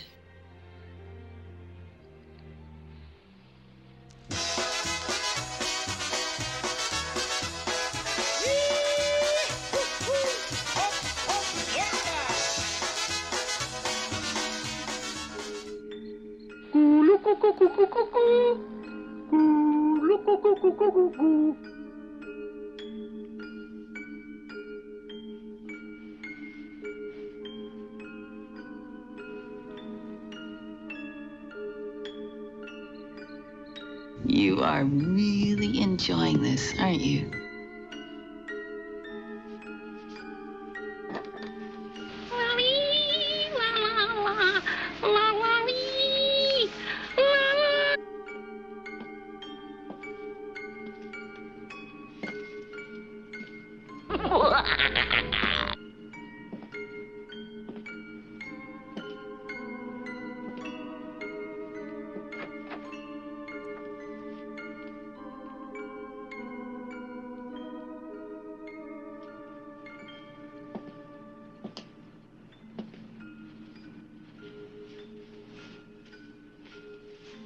Willkommen, bienvenue, welcome. Come on in. Oh, Miss Jacoby. I hope you're not disappointed. Anne isn't here. I suspect she's spending the night with James Eastman. How interesting. What a dump. You don't have to play games with me, Professor. It's 3 o'clock in the morning. I know why you've come here. Naughty, naughty. Then I trust you're mature enough to be discreet about my interest in Miss Arthur. Professor Lockwood, you're acting almost human. Excuse me? I fail to appreciate your humor, Miss Jacoby. Then I'll share it with you. Mysteries of New England by T.J. Boyd. I've researched every written word on the black arts. The occult, voodoo, witches, vampires. Boyd describes you perfectly. Lockwood, Croft, Croydon.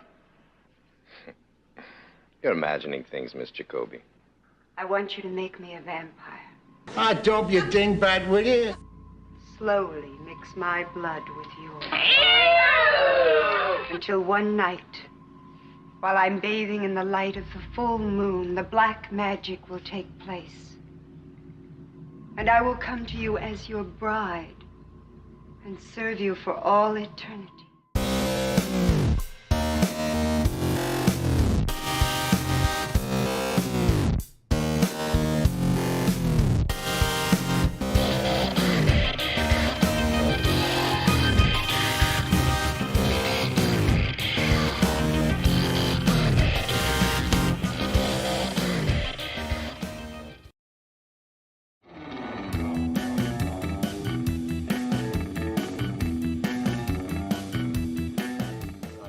There's a bit of a Cleveland connection with Frank having written for the Drew Carey show.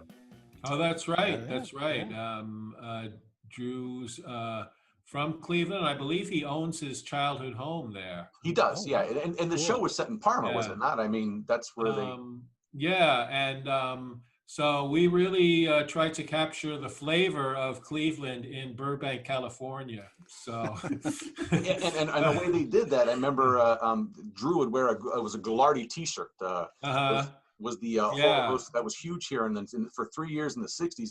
Who his name was Ernie Anderson, and went on to be the voice. Oh of yeah, ABC. and Paul Thomas Anderson's father, right? That's right. Yeah. So there's that whole sort of circle of Cleveland to and Hollywood.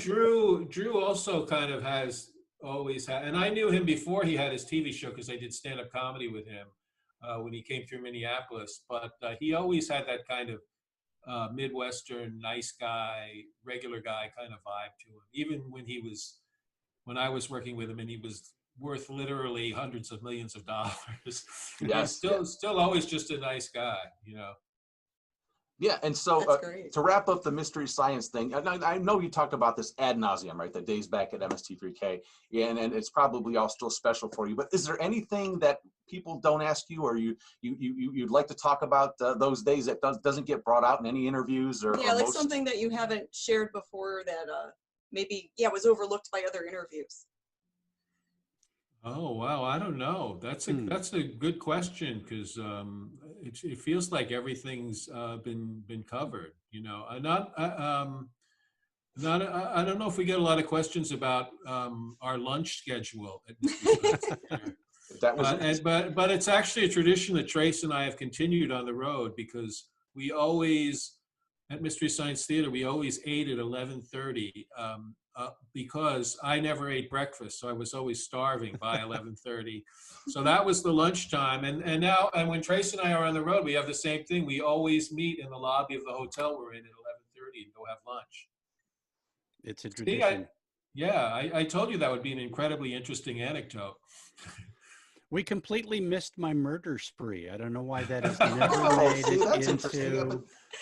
Yeah, but there's no statute on that, so don't talk about that. We'll get to that. And it gets bumped every time. So. Oh, jeez. But it's safe to say though that Mystery Science Theater, what they did do, which you all contributed to, was the riffing of movies, which is leads up to what you're doing today, obviously. But which is very you guys were pretty much the first to do that. The pioneers. At MST3K, you were the pioneers of that whole thing, like riffing on the movie. Yeah, the way we did it was we were the first. You could look at the Woody Allen movie What's Up Tiger Lily as a precursor to it. But the only difference with that is that Woody took the soundtrack to the movie out and then put in all his own dialogue. So it was a different approach, but pretty much the same kind of thing, same kind of jokes and it's if people have never seen that movie, they should. It's hilarious. Yeah, it's a great film. You'll see a lot of the examples of the joke setups that we take advantage of in that film. Huh. There's, LA Connection had a thing. SCTV did dubbed stuff. We were the first to not dub the film. We were the first to leave the film as it was and then just throw in the commentary. Yeah, which I thought was really interesting because a lot of people probably had that same story when they first started watching. They're like, why are these guys talking over everything? And, because it's not dubbed, it's almost like an interjection. But then you get used to it. And what got me really hooked were all the references, the obscure references. And what I think is interesting too about the show is that watching it now is great because you can just Google all these references, and some of them are even because without it, some of these things just they just go over your head because they're all from different parts of your guys' backgrounds and stuff like that and interests. But that's what I thought was great. I'm like, hey, let me look this up because I want to know what the joke's about. You know what I mean? I want to get it. Yeah. So I think it's true. But when we did the show, there was no internet back then, so it was all just based on knowledge of what we had accumulated in our own lives growing up, watching movies, watching TV shows, listening to music, reading books. That's where it all came from. We could never just go to the internet and look up an exact quote or something like that, But what I'm saying is, I think someone has annotated everything. Or quite a bit of the stuff. I think it's on MST Twitter. It's called Annotated MST, and they're really cool. They go through every reference and have an explanation. Some of them I'm like, some of them I look at them and I'm like, really? That's what that was a reference to? Every show, inevitably, there would be a joke that no one in the writing room got. Yeah, it must have come from one of us, but we'd all pool and I don't know what that means. And we'd leave it in. Why not? If it's so obscure we don't get it, it's got to be good. There were a couple of jokes, and we didn't do this often because it's very self-indulgent. That are really just in reference to friends of ours that we do. we did that a couple of times. We had a lot of room for self-indulgence. Yeah.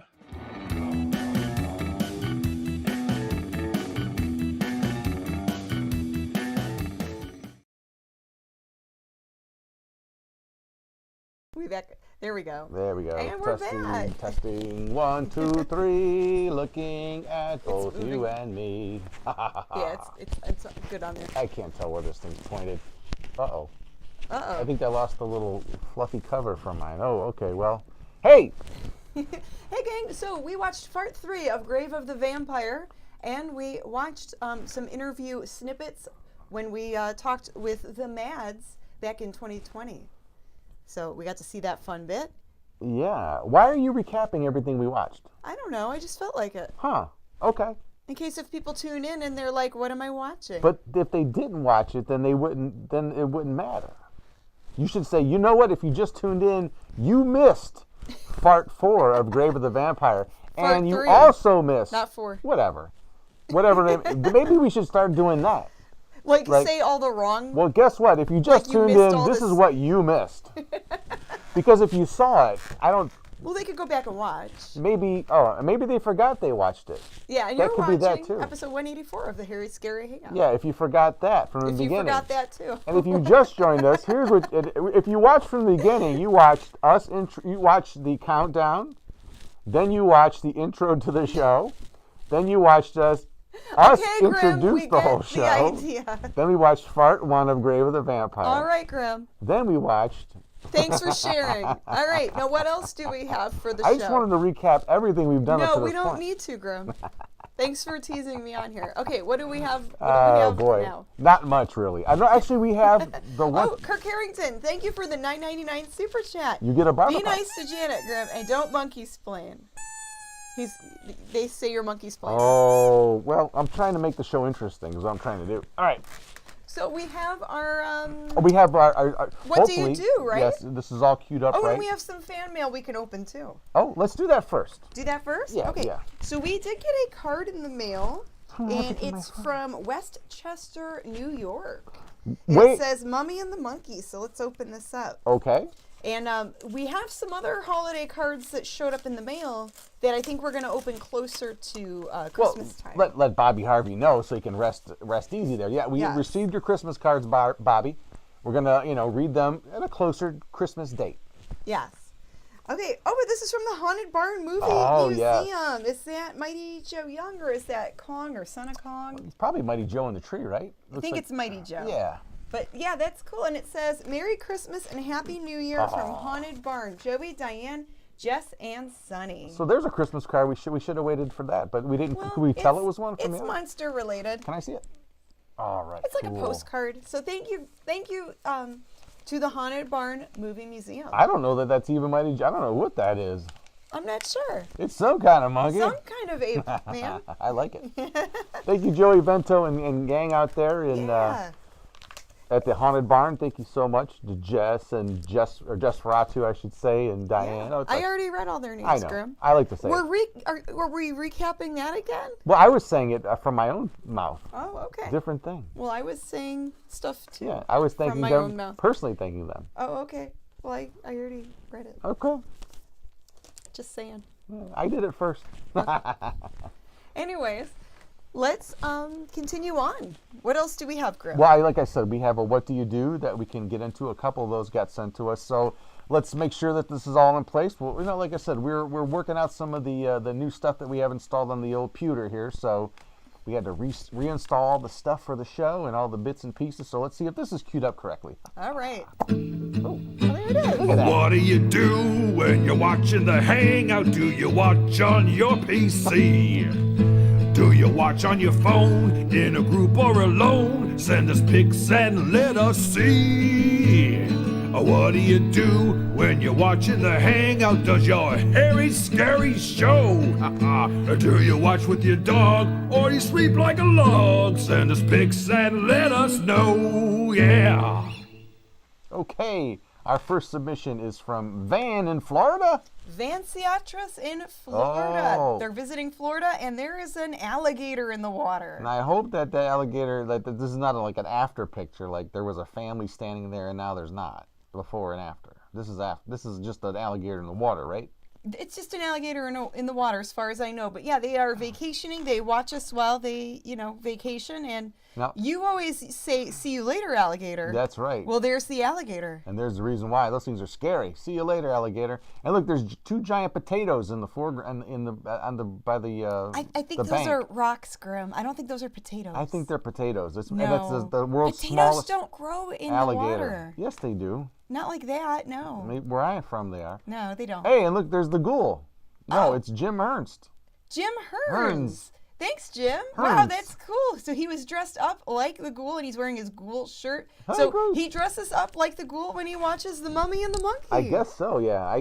This. How Yeah. cool. Yeah. Okay. And the alligator, I guess, just watches the show, or people go look at alligators when they watch our show. Well, I guess. maybe the alligator watches too. That's right. And then the last What Do You Do submission is from our buddy David Phillips. And this is, I guess, a ledge where he has some trophies and a clay sculpture of maybe Nessie. Yeah, so he's got some cool figurines there. There's And there's us and a trophy. The coolest thing is the Mummy and the Monkey figurines from Phoenix Comics and Toys. Yeah, we love Phoenix Comics and Toys, and they make some great figurines. Yeah, and I apologize. We're going to have to get that that promo up in here too. I don't For have next that loaded. episode. Yeah, for sure. We'll be back with those guys. Their promos. There's a Yeah. bunch of stuff I have to look for. All the stills that we use and there it is. Okay. All the stills that we use. Oh, this is. Oh, Tony says he dresses like me when he watches the show. Interesting. Send us a picture, send Tony. us a picture, Tony. Oh boy. That would be interesting. And that's the only time he shaves his leg, I think. Oh, wow, okay. Alrighty then.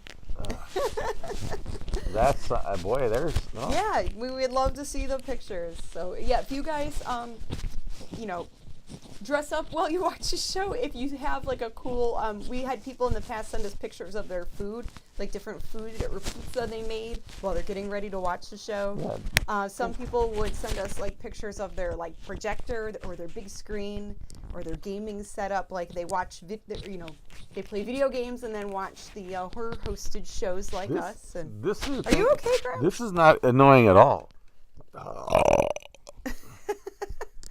Did you Here, hear do you that? wanna just? I just want to. It's funnier if I'm pumping around with it. He's having difficulties over there. Technical difficulty. It'll just stick to your hair, right? It could. I don't know. I We'll have mean- to figure it out. It just keeps popping off. It won't stick to my. We'll help you out, Graham. my lapel. I can Let's put- I can put it in. let's get back into the rest of Okay. Grave of the Vampire. Let's see finish what this baby up. happens with this you know, vampire guy. Will good prevail? Mm-hmm. Will evil fail? Or will evil win? We don't know. Let's find out on the find out. final fart. The bloodiest fart of Grave of the Vampire. Right here on the bloodiest good show, The Mummy and the Monkeys, Hairy Scary Hangout. Woo! Where do I start? What the heck is in here? Oh my god, oh my god, oh my god, oh god! They took your wife Sarah from you and burned her. I want to take her place. I love you, Charles.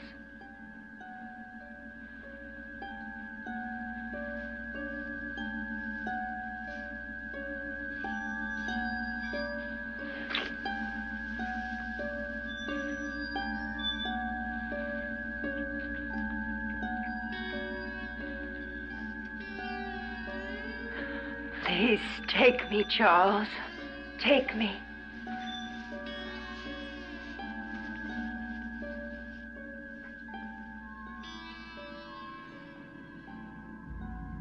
I am Caleb Croft and Charles Croydon. You shall have your wish, Anita.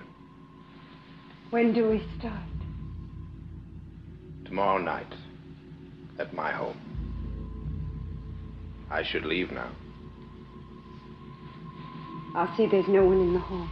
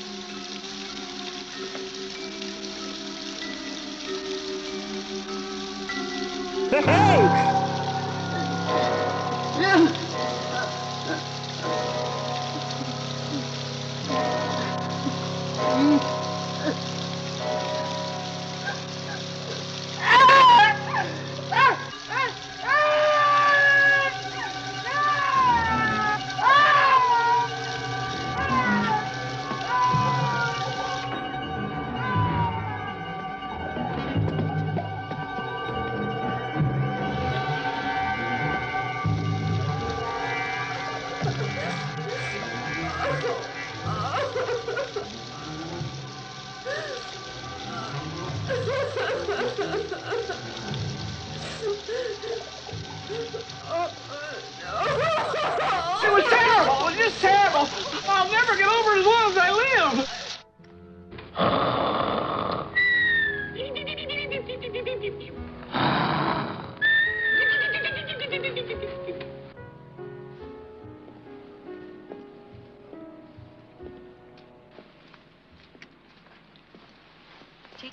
yet? No, thank you. Tea's enough for me.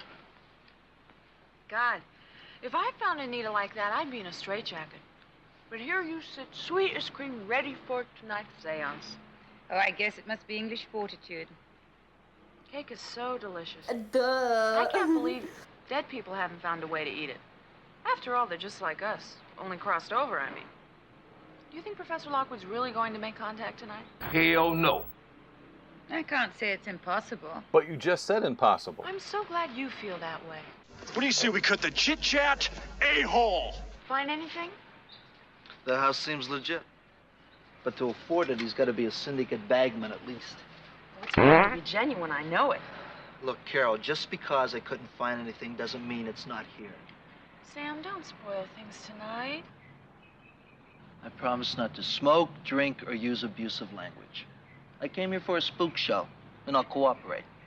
But that doesn't mean I have to believe it. Mine is not the reason why. Mine is just to do or die. Or whatever.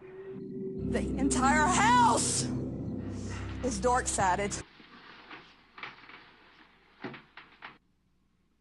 Now remember, there is nothing to know, and nothing that we are obliged to do, except to join hands and to relax. Relax.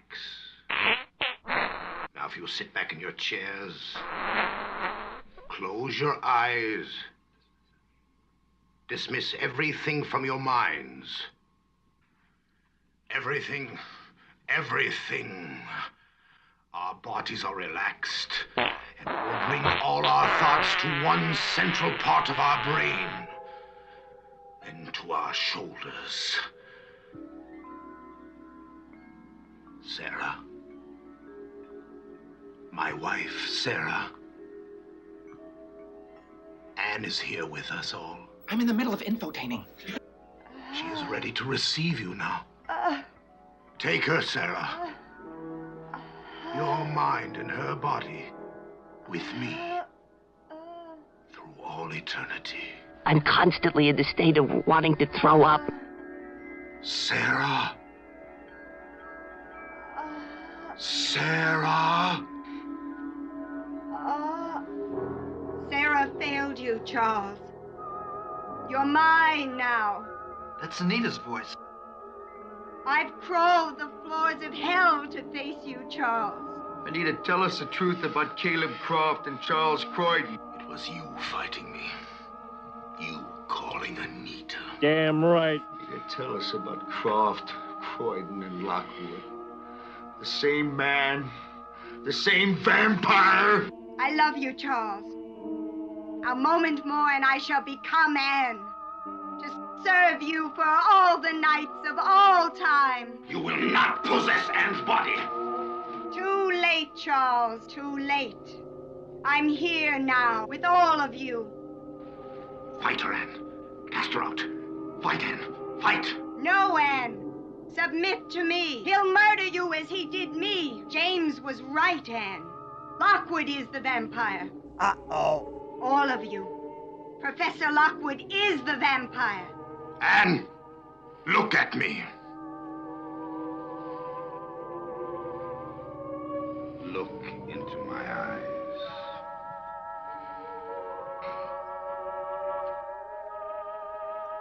Cast Anita out, Anne. Cast her out. Gargoyles! Psychics! Everything's ungodly! Dark-sided! Yes.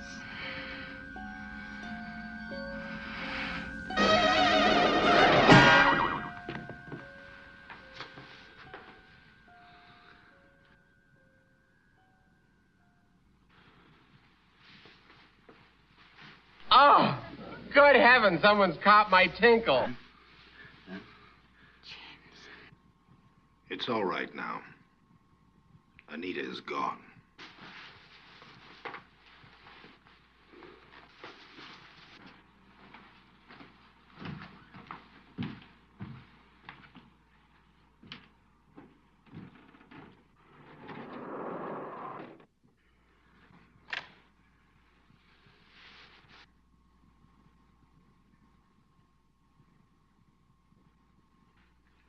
I don't know about the rest of you, but I think... Just what do you think, Sam? I think either you're a vampire or Anne is a marvelous actress and voice impressionist. And that the both of you staged this whole thing for the effect. And just how effective would you say it was? It was damn effective. But you're not worried that I'm a real vampire? Or that I'm going to kill all of you in this room? As Aretha said to Gloria, Celine, Shania, and Mariah during Divas Live, are you tripping? I'm not worried. Is anybody else worried? I'm not afraid. I even left my crucifix upstairs.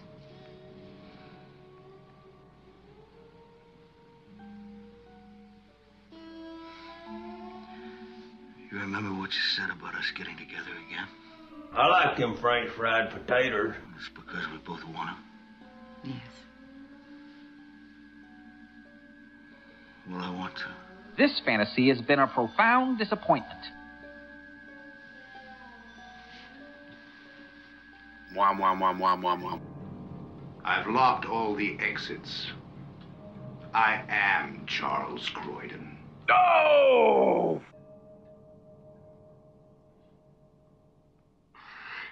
This is ridiculous. Come on, Letitia. Let's get the hell out of here. You're dead meat, Pilgrim. You should be ashamed of yourself.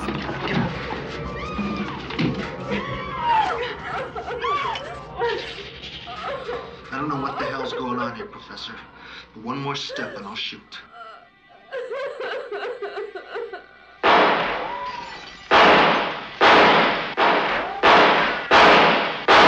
Aw, crap. Stay here.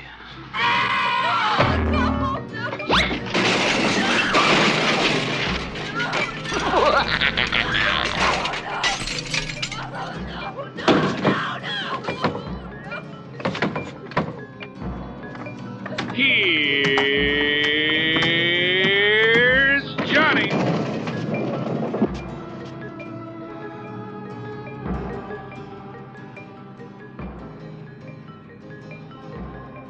Oh my God, if you're about to shed your human form, please don't make my body the next house.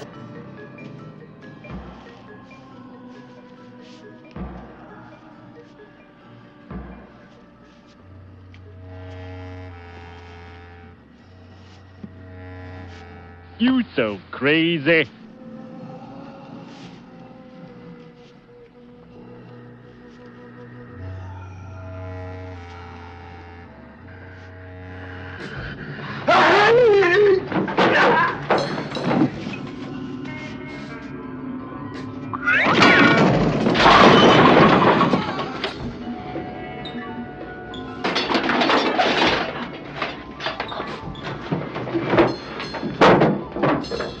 Mamma mia, that's a spicy meatball. Help! Help! Help! Save me, pal! Save me! Help! Will you shut up?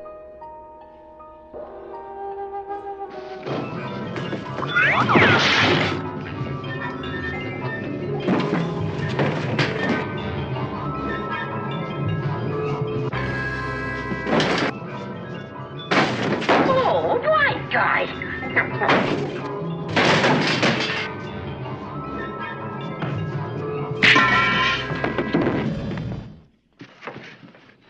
Who are you? I'm your son, Lockwood. Your son conceived in a grave. The night Caleb Croft rose from his crypt. Yes. Yes. Yes. Yes, and I'm gonna destroy you.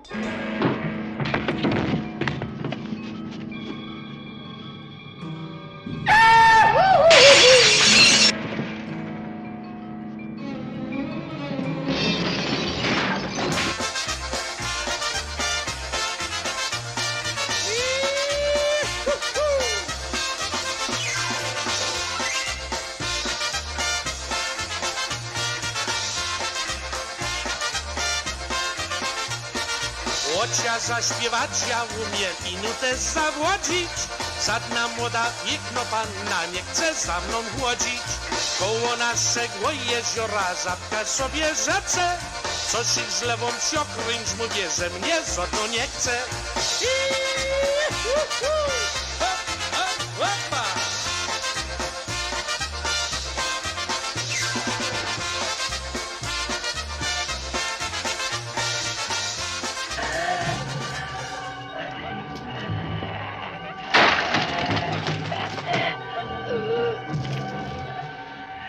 The world is finally rid of you, Charles Croydon. That's it, man. Game over, man. It's game over.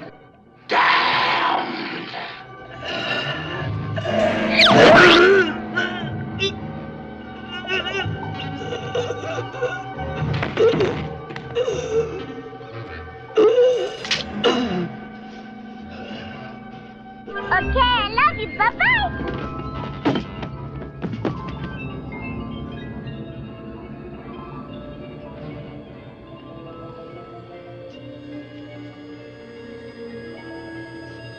This is all far from over.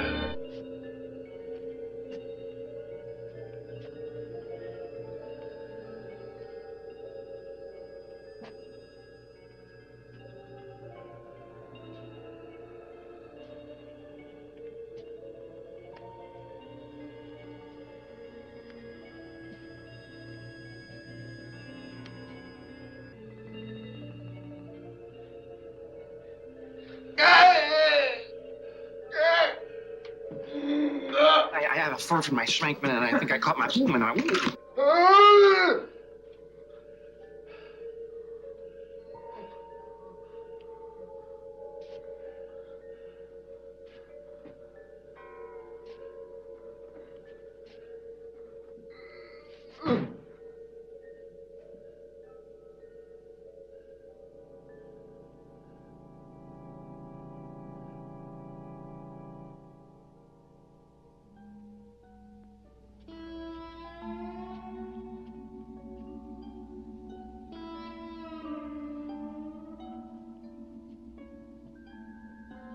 James!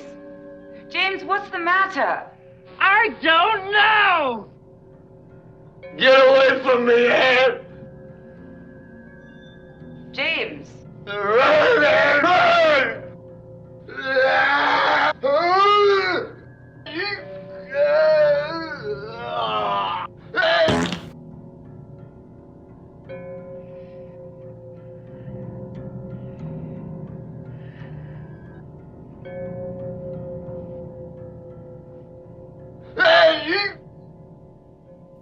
French fried potatoes? Every man for himself!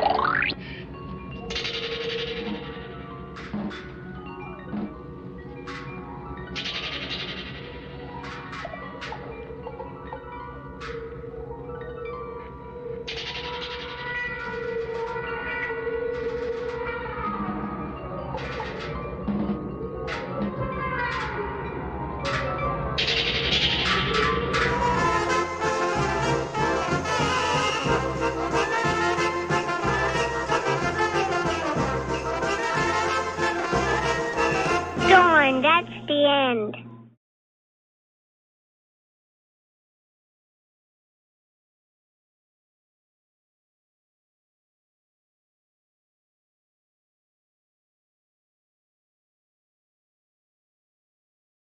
Where do I start? What the heck is in here? Oh my god. Ugh, yeah. What is this get in here? Oh, man.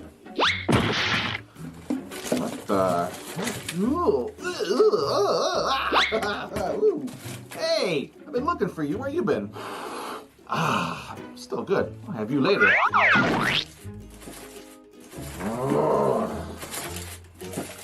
Hey, Monkey Man, what you doing? Is that our junk drawer? What are you looking for? Can I help? Look, if you really need to know, I'm looking for a receipt. A receipt? For what? For something that I just recently bought that ain't working, okay? What's not working? Your deodorant? Hey! No!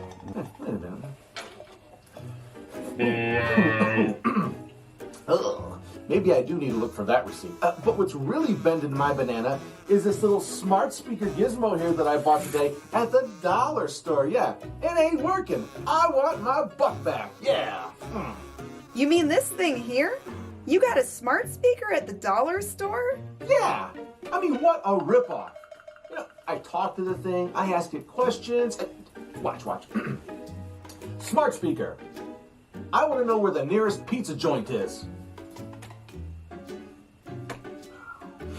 Okay. Hello, smart speaker. I want to hear some music. I want to hear Papa Oom Mau Mau by the Rivingtons. Yeah.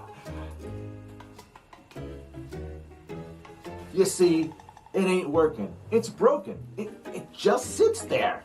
It just sits there, huh? Yeah. I think it's doing exactly what it's supposed to be doing. What? As a matter of fact, Peanut Breath, I don't think it's broke at all. What do you mean not broke at all? Watch. Huh? Fresh pine forest scented. What the? See, Grim, it works perfect.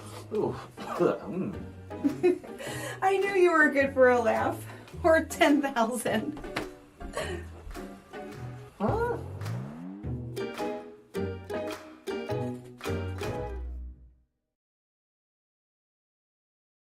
Oh, wow. Well, there you go, everybody. Wow, there it is. The abominable end of the grave of the vampire. I think a lot of people wish this movie were put back in the grave.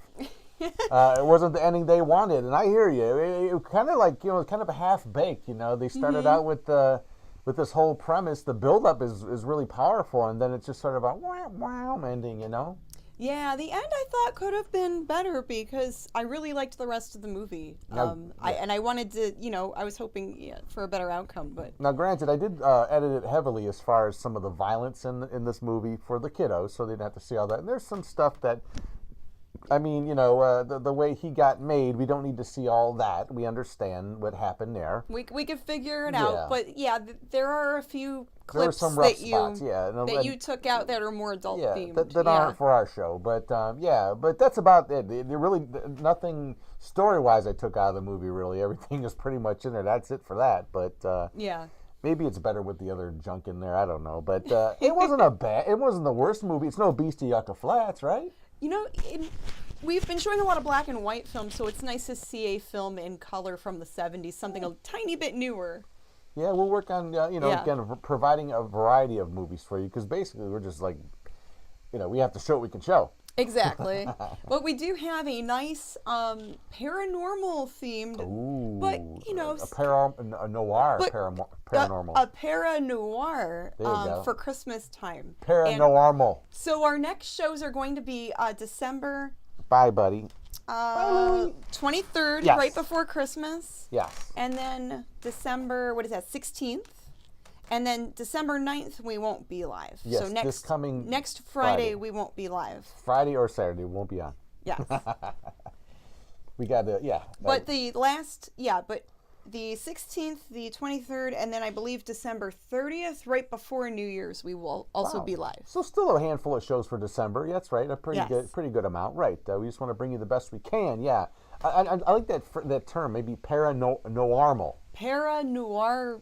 Noirmal. I like that. Noirmal. Yeah. Yeah, because it's kind of a noir movie, but it has like a ghost element. That's a new But genre. then there's like a redemption. Kind of nice. Don't give it away. Yeah, you'll see for Christmas. It'll be cool. Let them hang on. Yeah. That's actually, hopefully we'll redeem ourselves for tonight's movie with Yeah. that movie. But anyway, there it is. Grave of the Vampire. You didn't ask for it, but there you got it.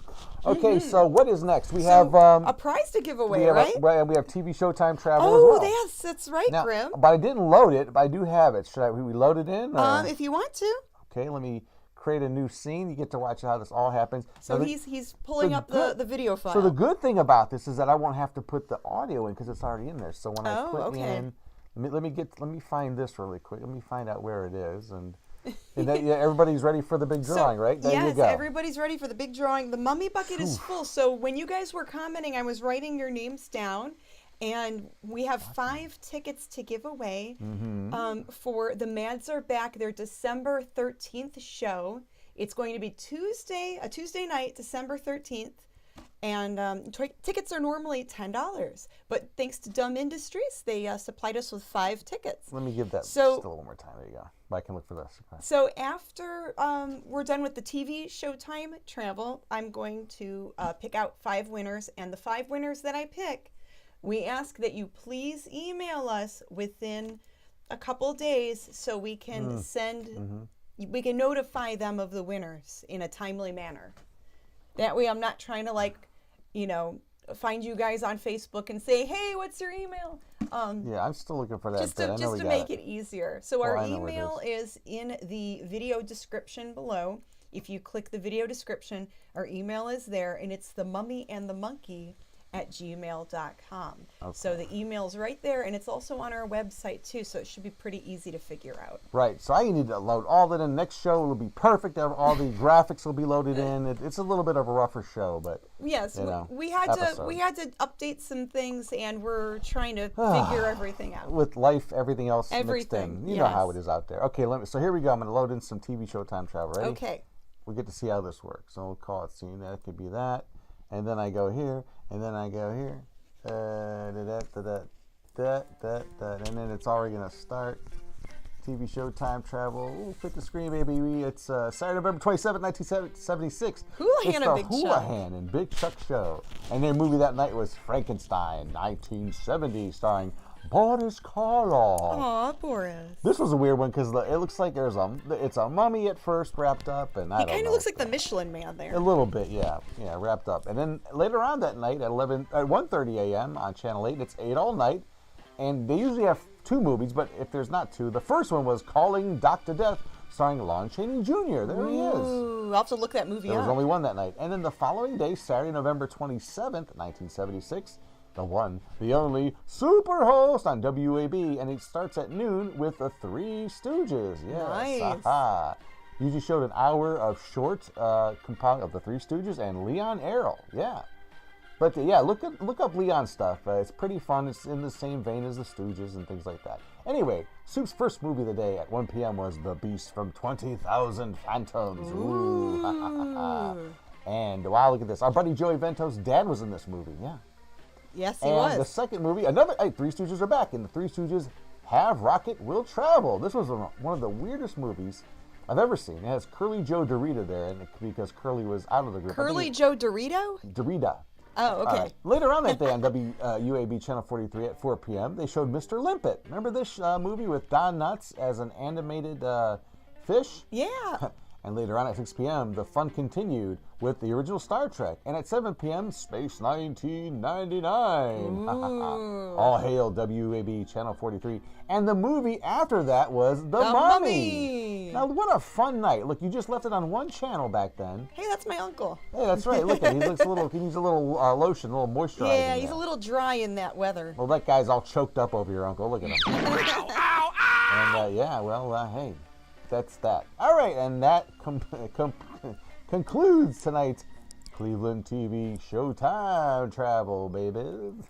Ooh, so there's your history lesson for the Night Gang on what was on TV back in the day, before your Netflix, before your cable shows even. Yeah, and that particular day was interesting. I mean, Saturday, because the fun started at noon with, if you wanted, gosh knows what they showed before that. Yeah. But if you started with Superhost, you went from noon all the way to 10 p.m., on the same station with back-to-back, horror and sci-fi and comedy.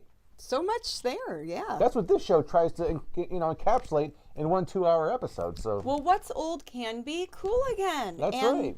A lot of that continues on with the internet stuff and all the different apps and with YouTube. And on this show, we're trying to do that. Yeah. All right, so I've got my mummy bucket full here. Oh, boy. It's time to shake, shake, shake. Shake, shake, shake. Shake your bucket. Shake my bucket. Da-da-da-da-da. Ow. Woo. Copyright infringement. All right. Okay, let's stir it up. Stir up them names. I'm going to pick 5 names. That's right. These are going to be 5 lucky winners.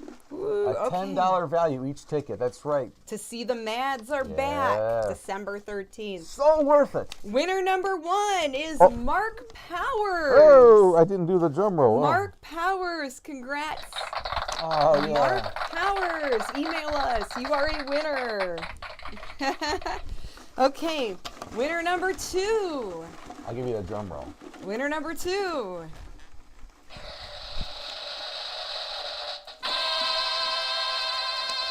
Is Travis Brown. Hey! Travis Brown, you are winner number 2. Congrats, Travis. That was a bomb. No, you won. You won. Hey. Email us. This isn't 2 in there. Okay. Okay. Prize number 3. I got the drum roll ready here. Prize number 3. And the winner is Connie Cleary. Hey! Connie Cleary. Congratulations, You won, Connie. for real. You won for real. Email us, Connie. That's right. Yeah, it's yeah. So we have given 3 of the 5 tickets away so far. We have 2 more to give away 2 to more go to go. see the Mads are back. Who will be the 4th winner? I don't know, but you will soon. Ooh, okay. Ready? Prize number 4. Winner number 4. Winner number 4 The same prize. belongs to Albert Metelski. Hey! Albert, way to go, Congrats, baby. Albert. Wow. Email us, Albert. Congrats, you won. All right. Okay, we have 1 more winner to announce. Dig really deep in that bucket now. And I'm going to really stir this up I want to really see good. down to the elbow. I am elbow deep in my bucket here. Hey-o. All right. Let's see. Oop. Okay, ready? Yes. And the winner is...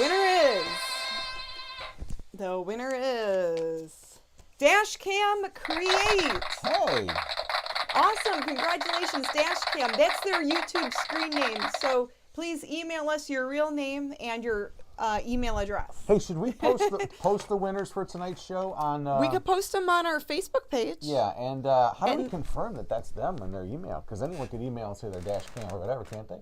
Unless it's in their email.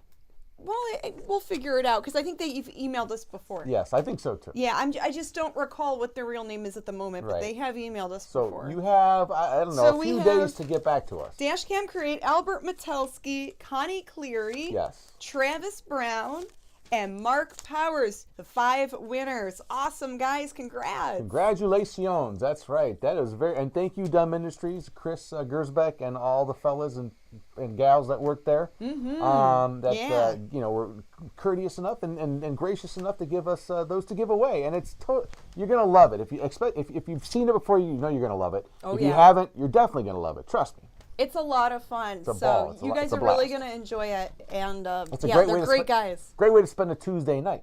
Oh, yeah. Yeah. Tuesday night, you could have your dinner while watching the Mads. That's right. Yeah. Dinner and a movie right there. Mm-hmm.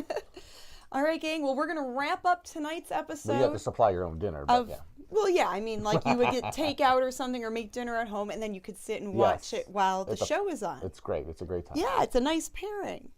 I agree. We've done it many times. Mm-hmm. All right.